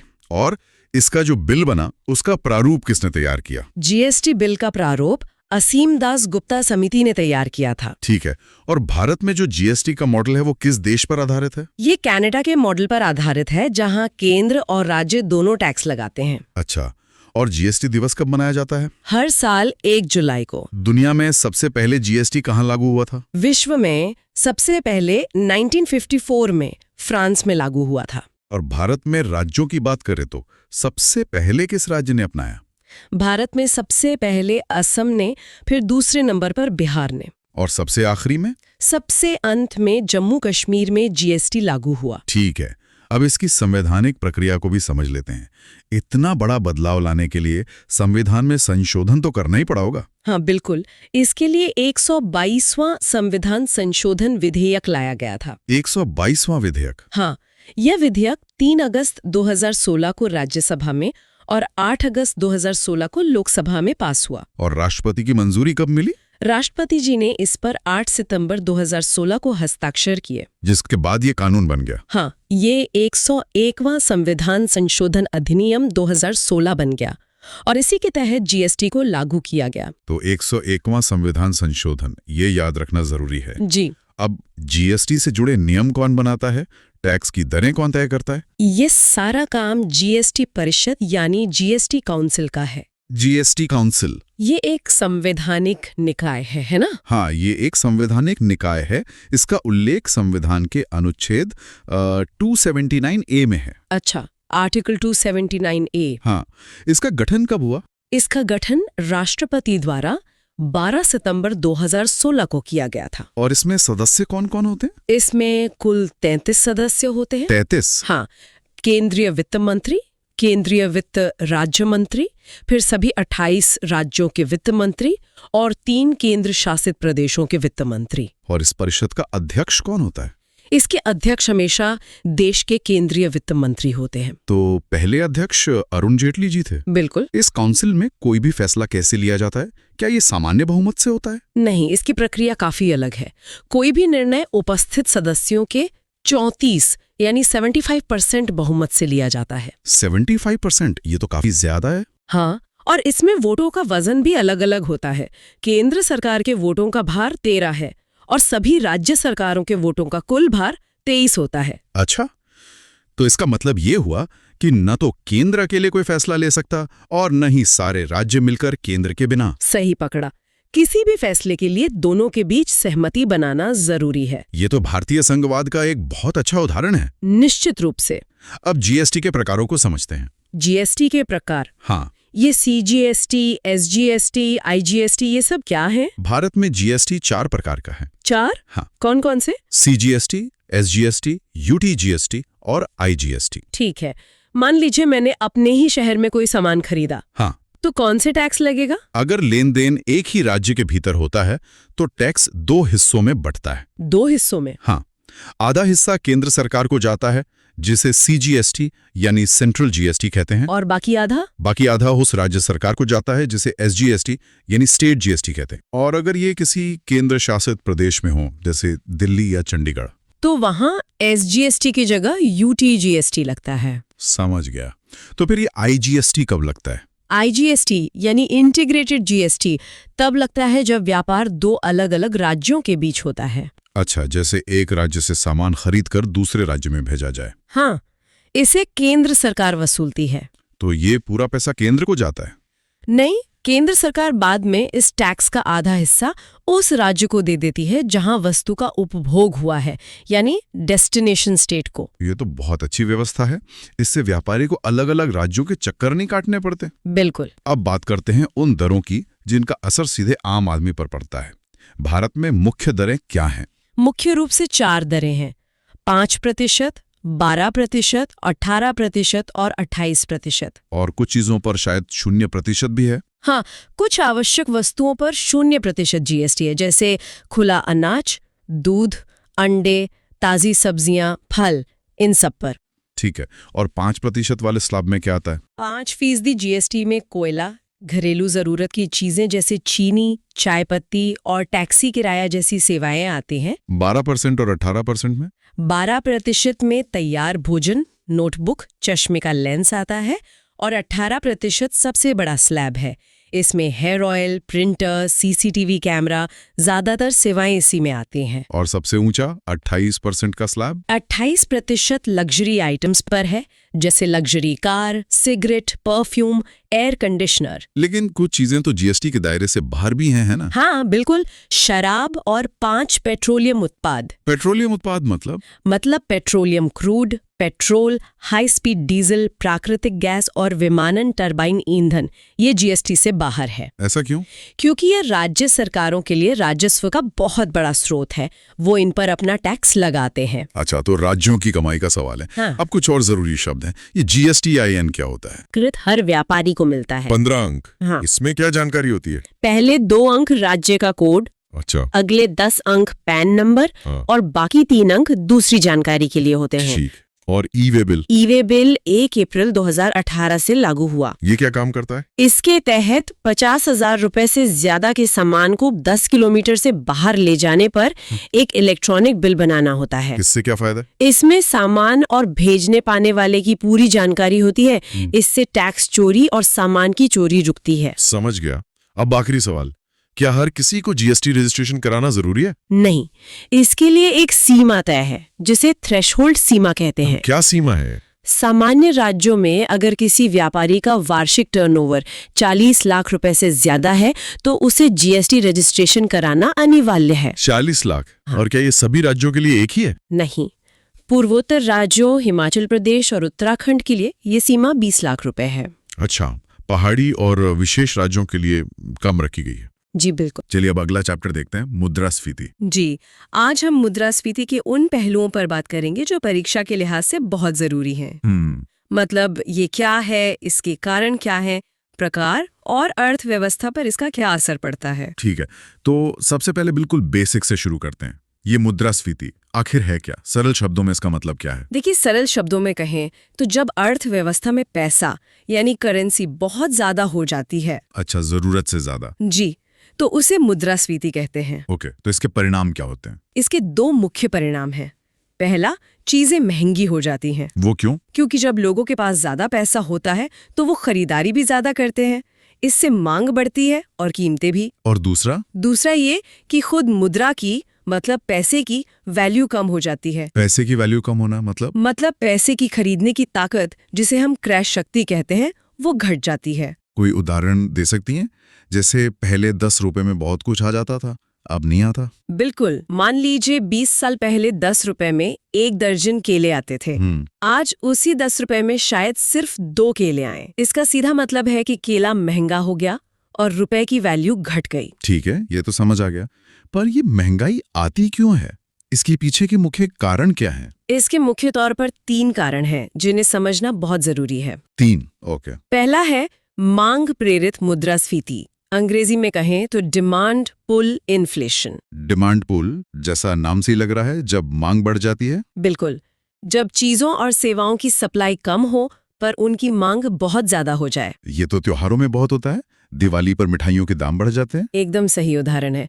इसके अलावा जब लोगों की आय बढ़ती है या सरकार खर्च बढ़ाती है, जैसे सड़कें या रेलवे बनाने पर। जी, या बैंक ज्यादा लोन देने लगे तो भी लोगों के हाथ में पैसा ज्यादा आता है। जनसंख्या वृद्धि भी एक कारण है और सबसे खतरनाक होता है जब सरकार जरूरत से ज्यादा नोट छापने लगे। अच्छा, वेनेजुएला वाला केस। जी वही। ठीक है, तो ये पहला कारण हुआ। दूसरा क्या है? दूसरा कारण है लागत जन्य मुद्रास्फीति, यानी cost push inflation. Cost push मतलब जब लागत बढ़ जाए। हाँ, जब किसी चीज को बनाने का खर्चा यानी उसकी लागत ही बढ़ जाए। जैसे कि मान लीजिए बाढ़ या सूखे से फसल बर्बाद हो गई तो सब्जियां महंगी हो जाएंगी। सही बात है। या फिर कोई हड़ताल हो जाए जिससे ट्रांसपोर्ट का खर्चा बढ़ जाए। कच्चे माल जैसे स्टील, सीमेंट, कोयला, अगर वो महंगा हो गया तो उससे बनने वाली हर चीज महंगी हो जाएगी। बिजली का महंगा होना या अप्रत्यक्ष कर का बढ़ना भी इसी में आता है। और तीसरा कारण आपने 3 बताए थे। तीसरा कारण है वैश्विक, ग्लोबल कॉजेस। मतलब दुनिया में कुछ हो और असर हम पर पड़े। बिल्कुल। आज वैश्वीकरण के कारण सब देश जुड़े हुए हैं। अगर चीन में कोई संकट आता है तो वहां से आने वाला सामान भारत में महंगा हो जाएगा। जी, क्योंकि हम उस पर निर्भर हैं। ठीक है। तो क्या महंगाई के भी अलग-अलग प्रकार होते हैं? हाँ, दाम बढ़ने की रफ्तार मतलब प्रतिशत के आधार पर इसे बांटा गया है। अच्छा, तो पहला कौन सा है? सबसे धीमी होती है रेंगती हुई मुद्रास्फीति यानी क्रीपिंग इन्फ्लेशन। रेंगती हुई, इसकी दर क्या होती है? ये 3% या उससे कम होती है। जी। ये विकसित देशों के लिए अच्छी मानी जाती है। और भारत जैसे देशों के लिए? हमारे जैसे विकासशील देशों के लिए होती है जी। चलती हुई मुद्रास्फीति, वॉकिंग इन्फ्लेशन। अच्छा, इसकी दर क्या है? ये 3 से 10% के बीच होती है। अर्थव्यवस्था को गति देने के लिए इसे जरूरी माना जाता है। मतलब थोड़ी महंगाई अच्छी है। जी बिल्कुल, पर जब ये रफ्तार और बढ़ती है तो वो खतरनाक हो जाती है। जैसे 10 से 20% के बीच हो तो उसे कहते हैं दौड़ती हुई मुद्रास्फीति, रनिंग इन्फ्लेशन।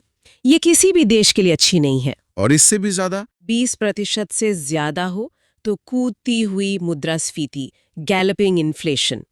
और जब दर 3 अंकों में पहुंच जाए, जैसे 500% या 900%, तब उसे कहते हैं अति मुद्रास्फीति, हाइपर इन्फ्लेशन। ये सबसे खतरनाक स्थिति है। वेनेजुएला में यही हुआ था। जाएं कब चाय लाखों में मिल रही थी। जी, इसमें जिनकी आय फिक्स होती है उन्हें सबसे ज्यादा घाटा होता है। ये तो ठीक है, पर सरकार ये पता कैसे लगाती है कि महंगाई कितनी प्रतिशत है?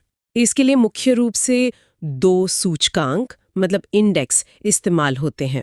कौन कौन से?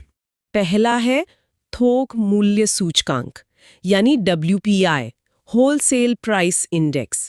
थोक मूल्य, इसमें आंकड़े कहाँ से लिए जाते हैं? इसमें थोक विक्रेता से पूछा जाता है कि उसने फैक्ट्री से माल पहले कितने में खरीदा था और अब कितने में खरीद रहा है। ओके, और दूसरा कौन सा है? दूसरा है उपभोक्ता मूल्य सूचकांक मतलब CPI, कंज्यूमर प्राइस इंडेक्स। अच्छा, ये तो हमारे मतलब का है। जी, इसमें सीधे उपभोक्ता यानी ग्राहक से मूल्यों की जानकारी ली जाती है। यही सबसे अहम माना जाता है। तो ये गणना कौन करता है? CPI की गणना केंद्रीय सांख्यिकी कार्यालय यानी CSO करता है। अब सबसे जरूरी सवाल पर आते हैं। महंगाई का किस पर क्या असर होता है? मतलब किसे फायदा, किसे नुकसान? इसे रटने की बजाय लॉजिक से समझना चाहिए। बताइए। सबसे पहले देखते हैं जिन्हें हानि होती है। जाहिर है पहला नाम है उपभोक्ता का। हाँ, क्योंकि हमें सामान महंगा खरीदना पड़ता है। बिल्कुल। दूसरा है ऋणदाता, मतलब जिसने कर्ज दिया है। वो कैसे? उसे तो अपना पैसा वापस मिल रहा है। हाँ, पर उसे जो पैसा वापस मिल रहा है, महंगाई के कारण उसकी कीमत घट चुकी है, उसकी खरीदने की ताकत कम हो चुकी है। अच्छा, ठीक है। और फिर आते हैं स्थिर आय समूह वाले लोग, जिनकी सैलरी फिक्स्ड है या जो पेंशन पर गुजारा कर रहे हैं। हाँ, उनकी आय तो उतनी रहती है पर खर्चे बढ़ जाते हैं। जी, बॉन्ड धारकों को भी नुकसान होता है। तो फिर फायदे में कौन रहता है? फायदे में रहता है उत्पादक, प्रोड्यूसर, क्योंकि वो अपना सामान ऊंची कीमत पर बेच पाता है। और दूसरा, जिसे सुनकर शायद आपको हैरानी हो, वो है ऋणी, जिसने कर्ज लिया है। कर्ज लेने वाले को फायदा? ये बात को समझ नहीं आई। यूं समझिए, जब वो पैसा लौटाता है तो उस पैसे की असल वैल्यू कम हो चुकी होती है। उसने ज्यादा कीमत वाला पैसा लिया था और कम कीमत वाला पैसा लौटा रहा है। कमाल है, ये तो बिल्कुल उल्टा सोचा था मैंने। जी, इसके कुछ और प्रभाव भी हैं, जैसे रोजगार में वृद्धि होती है, वो कैसे? क्योंकि उत्पादक ज्यादा उत्पादन करना चाहता है तो उसे ज्यादा लोगों की जरूरत पड़ती है। ठीक है। मुद्रास्फीति से जुड़े कुछ और शब्द हैं जो अक्सर परीक्षाओं में आते हैं, यस, जैसे स्टैगफ्लेशन। हाँ, स्टैगफ्लेशन, ये किसी भी अर्थव्यवस्था के लिए सबसे खराब स्थितियों में से एक है। ये होता क्या है? जब अर्थव्यवस्था में मंदी यानी बेरोजगारी और मुद्रास्फीति यानी महंगाई दोनों एक साथ आ जाएं। मतलब एक तरफ नौकरियां जा रही हैं और दूसरी तरफ चीजें महंगी हो रही हैं। बिल्कुल, भारत में कोरोना काल के दौरान कुछ ऐसी ही स्थिति बनी थी। ये तो बहुत भयानक। अच्छा, एक और शब्द है फिलिप्स वक्र, फिलिप्स कर्व। जी, ये एक अर्थशास्त्री A.W. फिलिप्स का दिया हुआ सिद्धांत है। ये क्या कहता है? ये बेरोजगारी की दर और मुद्रास्फीति के बीच एक उल्टा संबंध दिखाता है, व्युत्क्रमानुपाती। मतलब जब बेरोजगारी बढ़ती है तो मुद्रास्फीति घटती है, और जब बेरोजगारी घटती है तो मुद्रास्फीति बढ़ती है। अच्छा, एक ऊपर तो दूसरा नीचे। जी बिल्कुल। चलिए अब अगला चैप्टर देखते हैं, वित्तीय बाजार यानी फाइनेंशियल मार्केट। सबसे पहले तो ये वित्तीय बाजार है क्या? मतलब अगर सीधे शब्दों में समझे तो। देखिए, ये एक ऐसा बाजार है जहां पैसों का लेन देन होता है। पैसों का? मतलब मेरा मतलब है वित्तीय परिसंपत्तियों का, जैसे शेयर, बॉन्ड, मुद्रा, ये सब कुछ। अच्छा, और ये कोई सब्जी मंडी जैसा कोई फिजिकल बाजार नहीं है, ये सब डिजिटल है। राइट। कंपनियां, बैंक, सरकार जब भी उन्हें पैसे की जरूरत होती है ना, तो वे इसी बाजार में एक दूसरे से लेन देन करते हैं। तो इसका मुख्य काम क्या हुआ फिर? इसका मुख्य काम है अर्थव्यवस्था में मुद्रा के संतुलन को बनाए रखना। मतलब जहां ज्यादा पैसा है वहां से उठाकर जहां कम है वहां पहुंचाना। ठीक है, समझ गए। तो इस वित्तीय बाजार के दो मुख्य अंग हैं। एक है मुद्रा बाजार, जिसे मनी मार्केट कहते हैं, और दूसरा है पूंजी बाजार यानी कैपिटल मार्केट। बिल्कुल। चलिए फिर एक एक करके इन्हें समझते हैं। तो पहले ये मुद्रा बाजार क्या है? जब वित्तीय लेन देन कम समय के लिए हो, मतलब अल्पकालीन हो, तो उसे मुद्रा बाजार कहते हैं। कम समय मतलब कितना? जैसे 24 घंटे, 90 दिन या ज्यादा से ज्यादा 180 दिन, बस एक साल के अंदर। हाँ। और इसमें आरबीआई, भारतीय बैंक, कंपनियां, यहां तक कि विदेशी बैंकों की जो शाखाएं हैं वो भी शामिल होती हैं। और इसे कंट्रोल कौन करता है? सारा काम आरबीआई का होता है। ब्याज दरें तय करना, बाजार में नकदी मतलब लिक्विडिटी को नियंत्रित करना, ये सब आरबीआई ही देखता है। ये बहुत जरूरी पॉइंट है। अच्छा, मुद्रा बाजार भी दो तरह का होता है ना? हाँ। संगठित और असंगठित। हाँ, संगठित में तो आरबीआई, भारतीय बैंक और कंपनियां आ गई, लेकिन असंगठित बाजार में साहूकार, महाजन, सेठ और विदेशी बैंक शामिल होते हैं। अब सवाल ये उठता है कि ये जो लेन देन होता है, इसका आधार क्या है? कोई सबूत तो होना चाहिए ना? बिल्कुल। और यहीं पर मुद्रा बाजार के उपकरण यानी इंस्ट्रूमेंट्स काम आते हैं, जिसमें पहला और सबसे महत्वपूर्ण है ट्रेजरी बिल। हाँ, ट्रेजरी बिल। इसे सिर्फ केंद्र सरकार जारी करती है, राज्य सरकार नहीं। ये बात याद रखने वाली है, परीक्षा में सीधा पूछा जाता है ये। अच्छा। जब सरकार को पैसे चाहिए होते हैं तो वो आरबीआई के जरिए से जारी करती है, और इसकी खास बात यह है कि इस पर ब्याज नहीं मिलता। ब्याज नहीं मिलता तो फिर कोई क्यों खरीदेगा? ये छूट पर, मतलब बटे पर जारी होता है। वो कैसे, जरा समझाइए। मान लीजिए ट्रेजरी बिल पर 100 रुपए लिखा है, तो सरकार उसे 80 रुपए में बेचेगी। निवेशक 80 रुपए देगा, और जब समय पूरा होगा, जैसे 91, 182 या 364 दिन, तो सरकार उसे पूरे 100 रुपए वापस करेगी। अच्छा, तो जो 20 रुपए का फायदा हुआ वही निवेशक का मुनाफा है। बिल्कुल। ठीक है। अगला है कमर्शियल पेपर। हाँ, इसे अच्छी रेटिंग वाली कंपनियां पैसे जुटाने के लिए जारी करती हैं। इसकी अवधि कितनी होती है? 7 से 90 दिन की होती है, और ये 5 लाख या उसके गुणांक में, मतलब मल्टीपल्स में जारी किया जाता है। ब्याज दर इस पर बहुत कम होती है। फिर आता है जमा प्रमाण पत्र यानी सर्टिफिकेट ऑफ डिपॉजिट। ये बैंकों द्वारा जारी किया जाता है। जब कोई व्यक्ति बैंक में सोना जैसी कोई चीज गिरवी रखता है, तो बैंक उसे बदले में ये सर्टिफिकेट देता है। और इसकी अवधि? ये 7 दिन से लेकर 1 साल तक के लिए हो सकता है, और इस पर भी छूट मिलती है। और एक आखिरी है कॉल मनी। कॉल मनी, जब कोई बैंक या वित्तीय संस्था दूसरे से सिर्फ 24 घंटे के लिए कर्ज लेती है, तो उसे कॉल मनी कहते हैं। सिर्फ 24 घंटे के लिए? हाँ, ये फोन कॉल या ईमेल के जरिए ही हो जाता है, इसीलिए इसका नाम कॉल मनी है। वाह! और इसकी ब्याज दर को क्या कहते हैं? जिस दर पर ये लेन देन होता है उसे मिबोर कहते हैं, MIBOR, Mumbai interbank offered rate, चलिए, ये तो हो गया मनी मार्केट। अब आते हैं पूंजी बाजार पर। Capital market. हाँ, तो जब पैसों का लेन देन लंबे समय के लिए होता सॉल है, है। यानी दीर्घकाल के लिए, तो उसे पूंजी बाजार कहते हैं ना। बिल्कुल, जैसे 2, 4, 5 साल के लिए। और क्योंकि समय ज्यादा होता है, इसलिए इसमें जोखिम भी ज्यादा होता है। हाँ, जोखिम भी ज्यादा होता है। हो सकता है 5 साल बाद जिस कंपनी या बैंक को पैसा दिया वो डूब जाए। और इसमें कौन कौन शामिल हो सकता है? इसमें मुद्रा बाजार के सभी लोगों के साथ साथ आम नागरिक भी शामिल हो सकते हैं, हम और आप जैसे लोग। तो इसके भी अपने उपकरण होंगे। बिल्कुल। चलिए, उन्हें समझते हैं। पहला है ऋण पत्र, यानी डिबेंचर्स। इससे कंपनियां लंबे समय के लिए पूंजी जुटाने के लिए जारी करती हैं। ये एक तरह का कर्ज है जिस पर कंपनी एक निश्चित ब्याज देती है। और इसकी सबसे जरूरी बात, ये बेहद सुरक्षित होता है। कैसे? कंपनी भले ही दिवालिया हो जाए, डिबेंचर धारक को उसका मूलधन और ब्याज हर हाल में कानूनी तौर पर वापस मिलेगा ही मिलेगा। अगला है बॉन्ड। ये भी एक तरह का ऋण पत्र ही है। अगर कर्ज 1 साल से ज्यादा का है तो उसे बॉन्ड कह देते हैं। अच्छा, इसे कौन जारी कर सकता है? इसे कंपनियां भी कर सकती हैं, जिन्हें कारोबारी बॉन्ड कहते हैं, और सरकार भी, जिन्हें सरकारी बॉन्ड कहते हैं। ये भी ब्याज पर ही मिलता है। और अब सबसे चर्चित शेयर।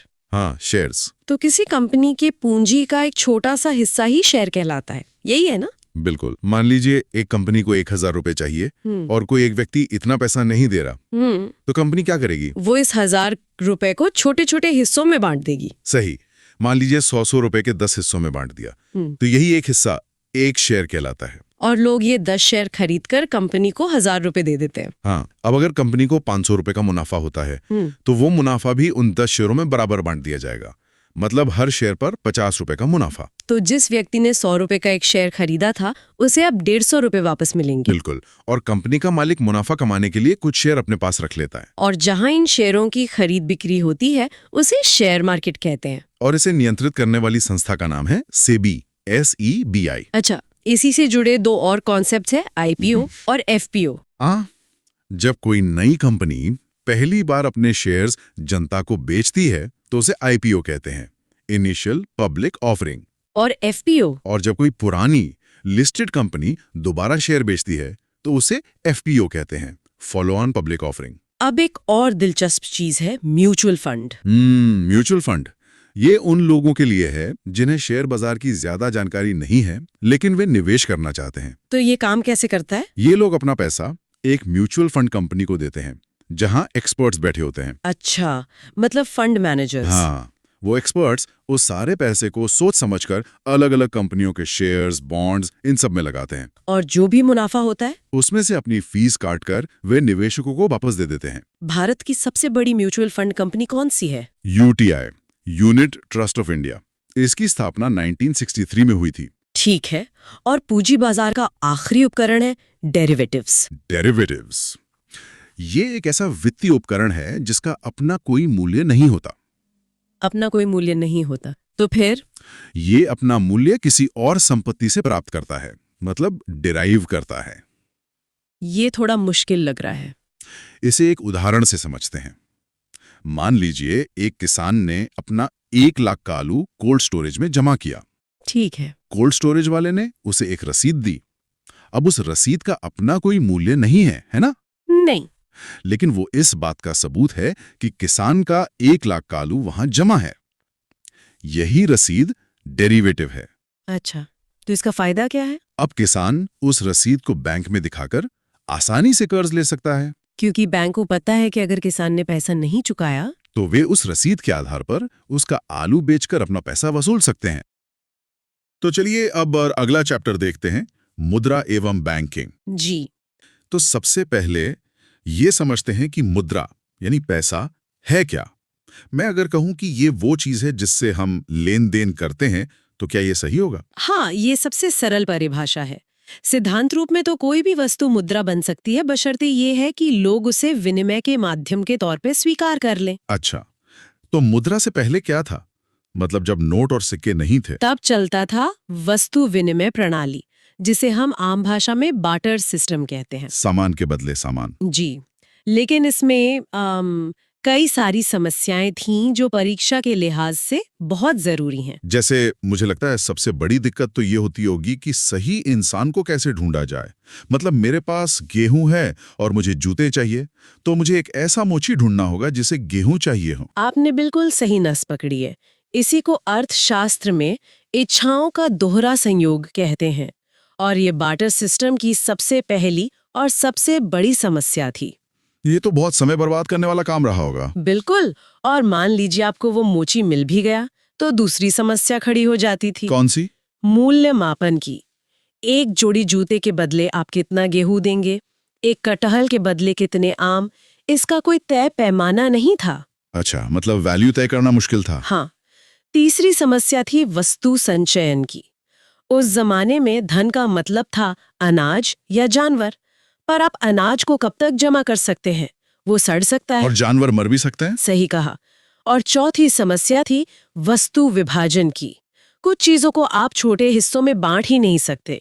जैसे अगर आपके पास एक गाय है और आपको सिर्फ 1 किलो चावल चाहिए, तो आप गाय का एक हिस्सा तो नहीं दे सकते। हाँ, ये तो है। तो इन्हीं सब समस्याओं की वजह से मुद्रा की जरूरत पड़ी। जी। और मुद्रा ने आते ही इन सभी समस्याओं को हल कर दिया। जैसे ये मूल्य का मापक बन गई। किसी भी चीज की कीमत अब रुपयों में तय हो जाती है, और ये विनिमय का माध्यम तो है ही। खरीदना बेचना बहुत आसान हो गया। इनके अलावा 3 और बहुत महत्वपूर्ण कार्य हैं। एक है स्थगित भुगतानों की माप। स्थगित भुगतान, इसका मतलब फ्यूचर पेमेंट्स, जैसे लोन की EMI या पेंशन। ये मुद्रा की वजह से ही संभव है, क्योंकि वो टिकाऊ होती है। आप किसी को ये तो नहीं कह सकते कि मैं तुम्हें 20 साल तक हर महीने आधी बोरी गेहूं दूंगा। समझ गया। और दूसरा हुआ मूल्य का संचयन। अब पैसा बैंक में आसानी से जमा किया जा सकता है, सड़ने गलने का कोई डर नहीं। बिल्कुल। और पांचवा कार्य है मूल्य का हस्तांतरण। मतलब आप कहीं अपनी संपत्ति बेचकर मिले पैसों को देश के किसी भी दूसरे कोने में ले जाकर नई संपत्ति खरीद सकते हैं। अगर बार्टर सिस्टम होता तो ये लगभग नामुमकिन होता। हाँ, तो ये थे मुद्रा के 5 मुख्य कार्य। ठीक है, अब आते हैं मुद्रा के प्रकारों पर। मुझे लगता है यहाँ से सवाल बहुत बनते हैं। जी बिल्कुल। सबसे पहला और बेसिक अंतर है वैधानिक मुद्रा और साख मुद्रा के बीच। वैधानिक मुद्रा मतलब लीगल टेंडर। हाँ, वो मुद्रा जो सरकार जारी करती है और जिसे लेने से कोई मना नहीं कर सकता, जैसे हमारे नोट और सिक्के जो RBI जारी करता है। और साख मुद्रा? वो ऐच्छिक होती है, ऑप्शनल, जैसे चेक या बैंक ड्राफ्ट। कोई दुकानदार आपसे चेक लेने से मना करके कैश मांग सकता है, आप उसे मजबूर नहीं कर सकते। आजकल तो एक और चीज बहुत चलती है, प्लास्टिक मुद्रा, डेबिट और क्रेडिट कार्ड्स। सही कहा। और एक और कॉन्सेप्ट है नजदीकी मुद्रा या नियर मनी का। ये ऐसी संपत्ति होती है जिसे आप बहुत जल्दी कैश में बदल सकते हैं, जैसे सोना और चांदी। अच्छा, आप धातु के सिक्कों की बात करते हैं। मैंने सुना है कि इसमें भी 2 तरह के सिक्के होते हैं। हाँ, ये समझना बहुत जरूरी है। पहला है सांकेतिक मुद्रा यानी टोकन मनी। Token money? इसका मतलब है कि सिक्के पर जो मूल्य लिखा है, मतलब उसकी फेस वैल्यू, वो उसे बनाने में लगी धातु की असली कीमत से ज्यादा होती है। अच्छा, जैसे 10 रुपए का सिक्का? बिल्कुल। भारत के आज के सभी सिक्के सांकेतिक मुद्रा हैं। उस 10 रुपए के सिक्के को बनाने में लगी धातु की कीमत 10 रुपए से बहुत कम होती है। ऐसा क्यों किया जाता है? ताकि लोग सिक्के को पिघलाकर धातु के रूप में न बेच दें। अगर सिक्के में लगी धातु महंगी होगी तो लोग उसे पिघलाना शुरू कर देंगे और अर्थव्यवस्था से सिक्के ही गायब हो जाएंगे। समझ गया। तो दूसरा प्रकार कौन सा है? दूसरा है मानक मुद्रा यानी स्टैंडर्ड मनी। इसमें सिक्के पर लिखा मूल्य और धातु का वास्तविक मूल्य बराबर होता है, जैसे पुराने जमाने में सोने चांदी के सिक्के होते थे। ठीक है। और इन सब के अलावा कागजी मुद्रा तो है ही। जी, पेपर मनी। अब कुछ खास शब्दों पर आते हैं जो अक्सर अखबारों में सुनाई देते हैं। हाँ। एक है गर्म मुद्रा या हॉट मनी। हाँ, हॉट मनी। देखिए, ये वो विदेशी मुद्रा होती है जो किसी देश में सिर्फ ज्यादा ब्याज या लाभ कमाने के लिए आती है। मतलब ये पैसा टिकाऊ नहीं होता? बिल्कुल नहीं, ये बहुत अस्थिर होता है। जैसे ही निवेशकों को कहीं और ज्यादा फायदा दिखता है या उस देश में जरा भी खतरा लगता है, वो अपना पैसा तुरंत निकाल कर ले जाते हैं। इसीलिए इसे गरम कहता है। अच्छा, और दुर्लभ मुद्रा और सुलभ मुद्रा में क्या फर्क है? हार्ड और सॉफ्ट करेंसी? दुर्लभ मुद्रा या हार्ड करेंसी वो है जिसकी अंतर्राष्ट्रीय बाजार में मांग बहुत ज्यादा और सप्लाई कम होती है। इस पर दुनिया को भरोसा होता है, जैसे अमेरिकी डॉलर। और सुलभ मुद्रा? सुलभ या सॉफ्ट करेंसी वो है जिसकी मांग कम और आपूर्ति ज्यादा होती है, जैसे भारतीय रुपया। ठीक है। ब्याज दरों से भी तो मुद्रा का प्रकार बदलता है ना? जैसे सस्ती मुद्रा और महंगी मुद्रा। हाँ, ये लोन से जुड़ा है। जब ब्याज दरें कम होती हैं तो लोन लेना सस्ता हो जाता है। उसे कहते हैं सस्ती मुद्रा या चीप मनी। और जब ब्याज दरें ज्यादा होती हैं? तब लोन महंगा हो जाता है और उसे महंगी मुद्रा या डियर मनी कहते हैं। अब एक ऐसी मुद्रा भी है जो ना कागज की है, न धातु की। डिजिटल मुद्रा? जी, डिजिटल करेंसी। ये फिजिकली मौजूद नहीं होती, सिर्फ इलेक्ट्रॉनिक रूप में होती है, जैसे क्रिप्टो करेंसी। बिटकॉइन? हाँ, पर यहाँ एक बहुत ही जरूरी फैक्ट है। आरबीआई ने भारत की पहली आधिकारिक डिजिटल मुद्रा 1 दिसंबर 2022 को जारी की थी। अच्छा, उसका नाम क्या है? ई-रुपया।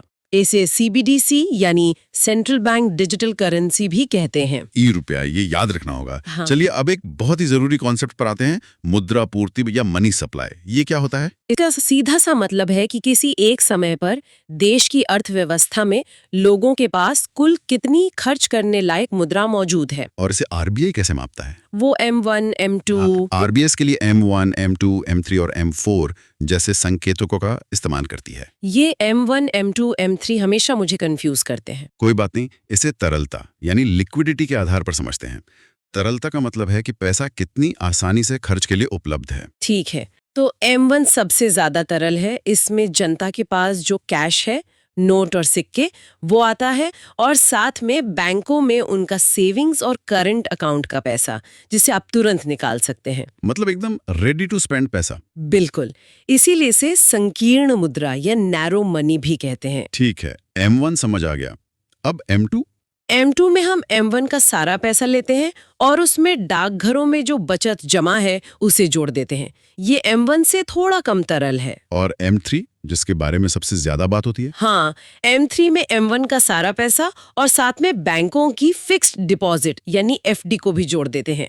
क्योंकि इसमें FD जैसे एक बड़ा अमाउंट जुड़ जाता है, इसे व्यापक मुद्रा या ब्रॉड मनी कहते हैं। और FD तो तुरंत नहीं निकलती, इसलिए M1 से कम तरल हुई। एकदम सही। और आखिर में है M4, जिसमें M3 का सारा पैसा और डाकघरों की कुल जमा को जोड़ दिया जाता है। ये सबसे कम तरल है। तो तरलता का क्रम हुआ M1 सबसे ज्यादा, फिर M2, फिर M3 और सबसे कम M4। बिल्कुल सही। M1, M2, M3, M4। अब कुछ सीधे सीधे फैक्ट्स जो परीक्षा में आते हैं। भारत में नोट कहाँ छपते हैं? भारत में नोट छापने के 4 प्रेस हैं। देवास मध्य प्रदेश, नासिक महाराष्ट्र में, मैसूर कर्नाटक में और सालबोनी पश्चिम बंगाल में। और सिक्के कहाँ बनते हैं?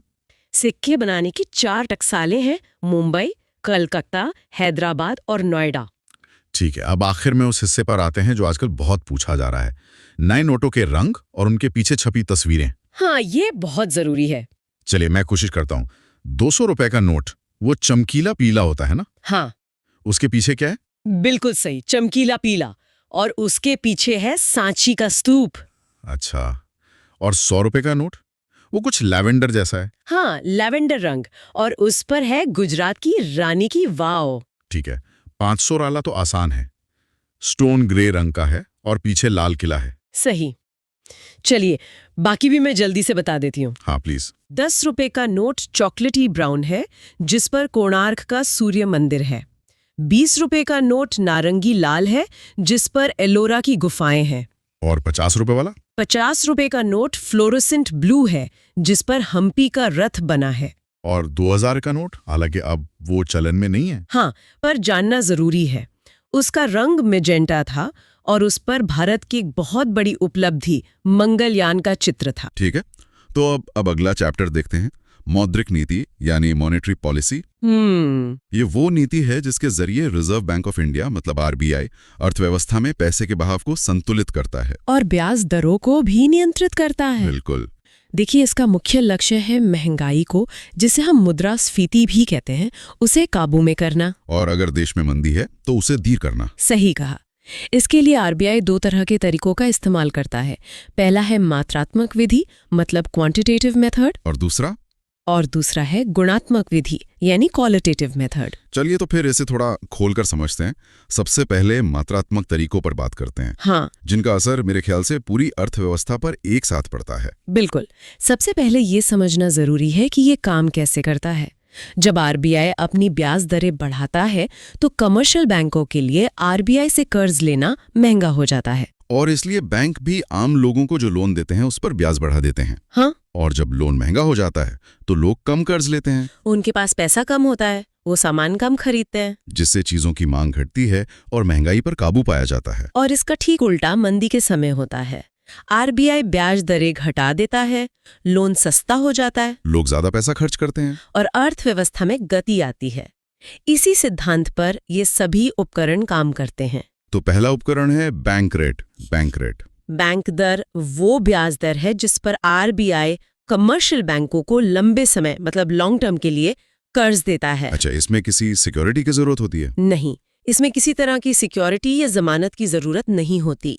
वर्तमान में ये लगभग 6.25% है। और इसका इस्तेमाल? वही सिद्धांत, महंगाई होने पर आरबीआई इसे बढ़ा देता है और मंदी में घटा देता है। ठीक है, अगला है सबसे चर्चित नाम, रेपो रेट। हाँ, रीपो रेट। ये वो दर है जिस पर आरबीआई बैंकों को बहुत कम समय, यानी शॉर्ट टर्म के लिए कर्ज देता है। लेकिन इसमें एक फर्क है ना? बिल्कुल।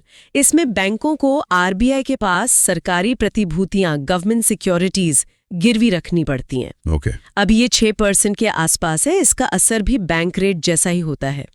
महंगाई रोकने के लिए इसे बढ़ाया जाता है और मंदी दूर करने के लिए घटाया जाता है। एकदम सही। और रेपो रेट का उल्टा है रिवर्स रेपो रेट। सही कहा। जब बैंकों के पास अतिरिक्त पैसा होता है तो वे उसे आरबीआई के पास जमा कर देते हैं। उस जमा पर आरबीआई बैंकों को जो ब्याज देता है उसे रिवर्स रेपो रेट कहते हैं। अभी ये 3.35% के करीब है। और आरबीआई इसका इस्तेमाल कैसे करता है? जब आरबीआई रिवर्स रेपो रेट बढ़ाता है तो बैंक लालच में अपना पैसा आरबीआई के पास जमा कर देते हैं। अच्छा। क्योंकि उन्हें ज्यादा ब्याज मिलता है। हाँ, जिससे बाजार में तरलता, मतलब लिक्विडिटी कम हो जाती है और महंगाई घटती है। समझ गया। अब आते हैं दो बहुत महत्वपूर्ण अनुपातों पर। पहला नकद आरक्षित अनुपात यानी CRR, कैश रिजर्व रेशियो।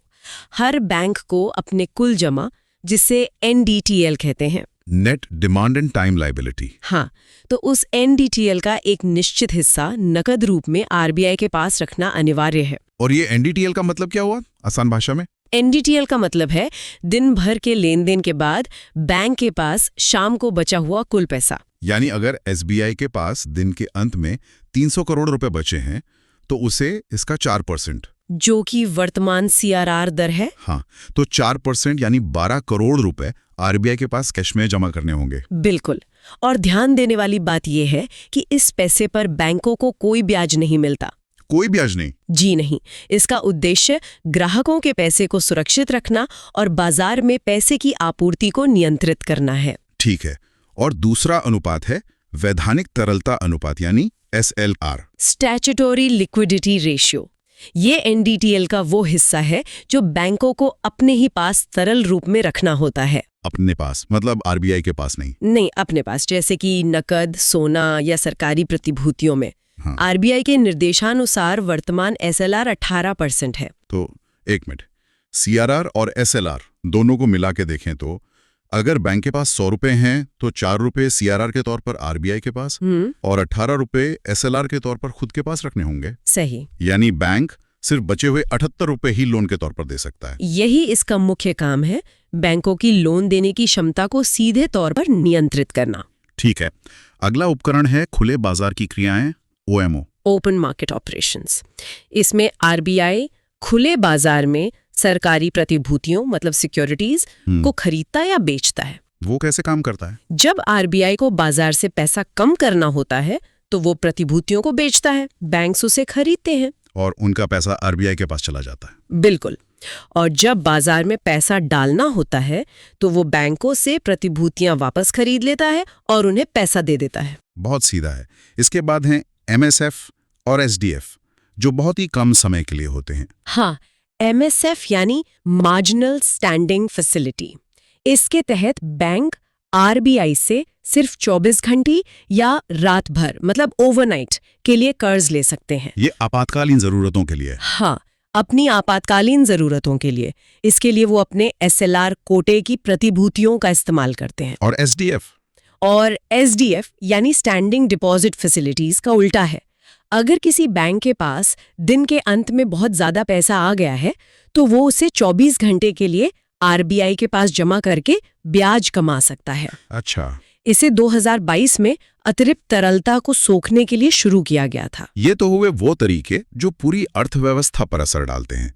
अब उन चयनात्मक तरीकों की बात करते हैं जो किसी खास क्षेत्र, किसी सेक्टर को निशाना बनाते हैं। हाँ, इन्हें गुणात्मक या चयनात्मक विधि कहते हैं।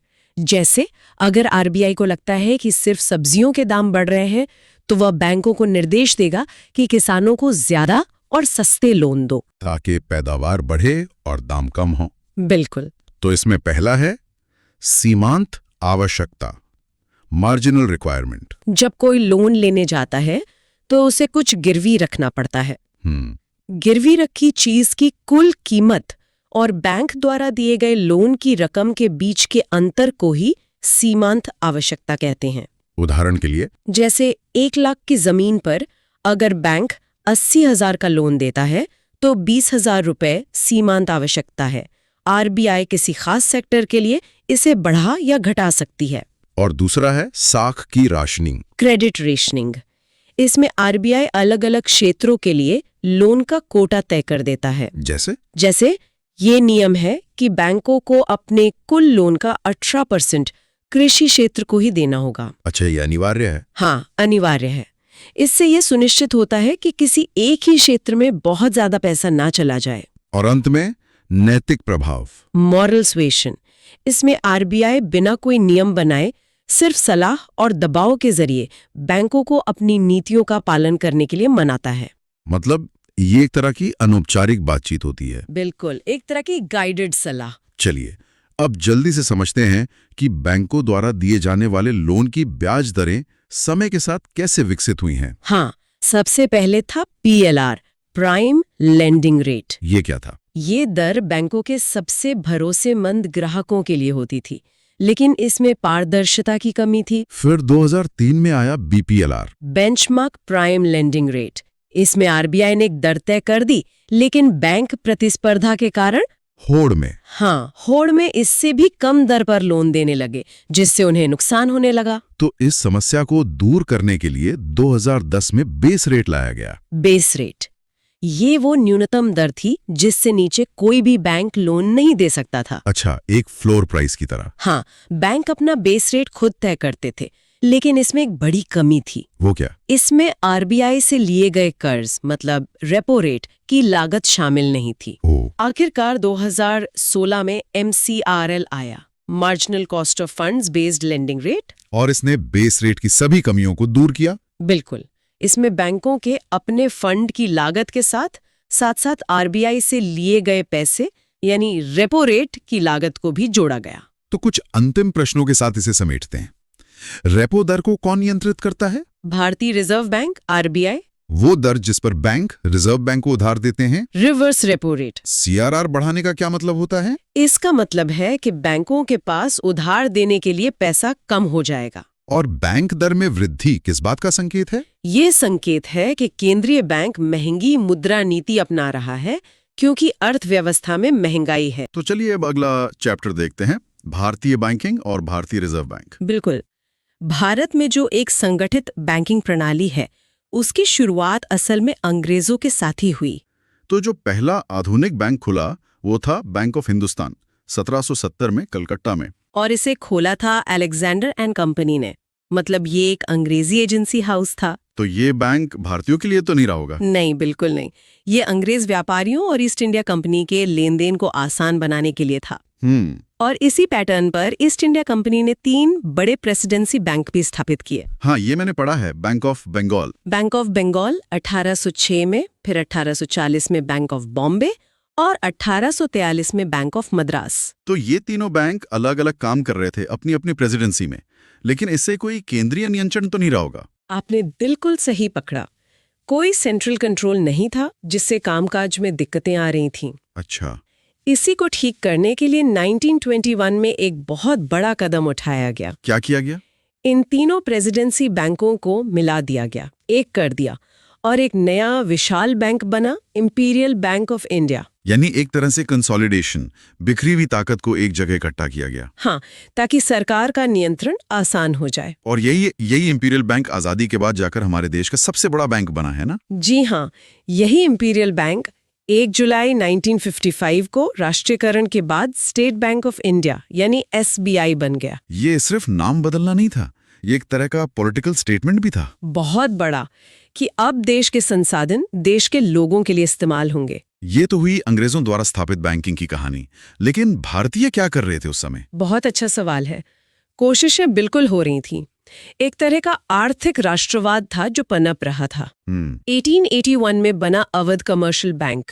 ये पहला बैंक था जिसमें भारतीय भी शामिल थे, मतलब उनके द्वारा संचालित था। लेकिन असली गेम चेंजर तो शायद पंजाब नेशनल बैंक था, लाला लाजपत राय वाला। हाँ, 1895 में PNB की स्थापना एक बहुत बड़ी घटना थी। ये पहला ऐसा बैंक था जो पूरी तरह से भारतीय पूंजी से और भारतीय द्वारा ही चलाया जा रहा था। ये तो बहुत ही हिम्मत का काम रहा होगा उस दौर में। बिल्कुल, अंग्रेजी आर्थिक प्रभुत्व को एक सीधी चुनौती थी ये। इसके बाद भी कुछ बैंक आए। हाँ, फिर 1911 में सेंट्रल बैंक ऑफ इंडिया आया। ये पहला ऐसा बैंक था जिसके मालिक और मैनेजर दोनों ही भारतीय थे। तो एक तरफ अंग्रेजों के बड़े बैंक, दूसरी तरफ भारतीयों के ये नए बैंक। बाजार में तो काफी कंफ्यूजन रहा होगा। बहुत ज्यादा। कोई निगरानी रखने वाला नहीं था। बैंक खुलते थे, डूब जाते थे, लोगों का पैसा भी डूब जाता था। यहीं पर एक केंद्रीय बैंक की जरूरत महसूस हुई। और यहीं से रिजर्व बैंक ऑफ इंडिया की कहानी शुरू होती है। एकदम सही। 1926 में अंग्रेज सरकार ने यंग हिल्टन आयोग बनाया, जिसे रॉयल कमीशन भी कहते हैं। अच्छा। इस आयोग ने साफ साफ कहा कि भारत को एक सेंट्रल बैंक की सख्त जरूरत है, जो नोट छापे, सरकार का बैंक बने और बाकी सब बैंकों पर लगाम कस सके। बिल्कुल। इसी सिफारिश के आधार पर 1934 में RBI एक्ट पास हुआ और फिर 1 अप्रैल 1935 को भारतीय रिजर्व बैंक ने काम करना शुरू कर दिया। कितनी पूंजी के साथ? शुरुआती पूंजी 5 करोड़ रुपए थी। 1 मिनट, तो RBI जब बना तब वो एक प्राइवेट बैंक था। ये तो सुनने में बड़ा अजीब लगता है। हाँ, ये सच है। उसके ज्यादातर शेयर निजी निवेशकों के पास थे, तो कागज पर तो वो सबका नियामक था, लेकिन असल में वो अपने शेयर धारकों के हितों का भी ध्यान रखता था। तो जाहिर है आजादी के बाद इसे बदला क्या होगा? सबसे पहले यही काम किया गया। 1 जनवरी 1949 को RBI का राष्ट्रीयकरण कर दिया गया। मतलब सरकार ने सारे निजी शेयर खरीद लिए? जी, और इसे पूरी तरह से एक सरकारी संस्था बना दिया। चलिए अब RBI की संरचना पर आते हैं। इसका मुख्यालय कहाँ है? शुरू में तो कलकत्ता में था, लेकिन 1937 में इसे स्थायी रूप से मुंबई शिफ्ट कर दिया गया। और इसका कामकाज कौन देखता है? इसका कामकाज एक केंद्रीय संचालक मंडल यानी सेंट्रल बोर्ड ऑफ डायरेक्टर्स देखता है। इसमें कुल 21 सदस्य होते हैं। 21? काफी बड़ी टीम है। कौन कौन होते हैं इसमें? देखिए, सबसे ऊपर होते हैं एक गवर्नर, फिर उनकी मदद के लिए 4 डिप्टी गवर्नर। ठीक है। इसके बाद वित्त मंत्रालय के 2 सरकारी अधिकारी होते हैं तालमेल के लिए। फिर सरकार अलग अलग क्षेत्रों से 10 विशेषज्ञ डायरेक्टर्स को नियुक्त करती है। और बाकी के 4? वो RBI के 4 स्थानीय बोर्डों से आते हैं, दिल्ली, चेन्नई, कलकत्ता और मुंबई। ये एक तरह से RBI की आंख और कान है पूरे देश में। अच्छा, ये बनावट तो समझ आ गई। अब गवर्नर्स की बात करते हैं। पहले गवर्नर तो कोई अंग्रेजी रहे होंगे। हाँ, RBI के पहले गवर्नर थे सर ओसबॉर्न स्मिथ। और पहले भारतीय गवर्नर? वो थे CD देशमुख। और क्योंकि वो आजादी के समय गवर्नर थे, तो उन्हें स्वतंत्र भारत का पहला RBI गवर्नर भी कहा जाता है। और अभी कौन है? 25वें गवर्नर शक्तिकांत दास थे और उनके बाद 26वें और वर्तमान गवर्नर संजय मल्होत्रा हैं। ठीक है, तो अब हम RBI के सबसे दिलचस्प हिस्से पर आते हैं, इसके काम।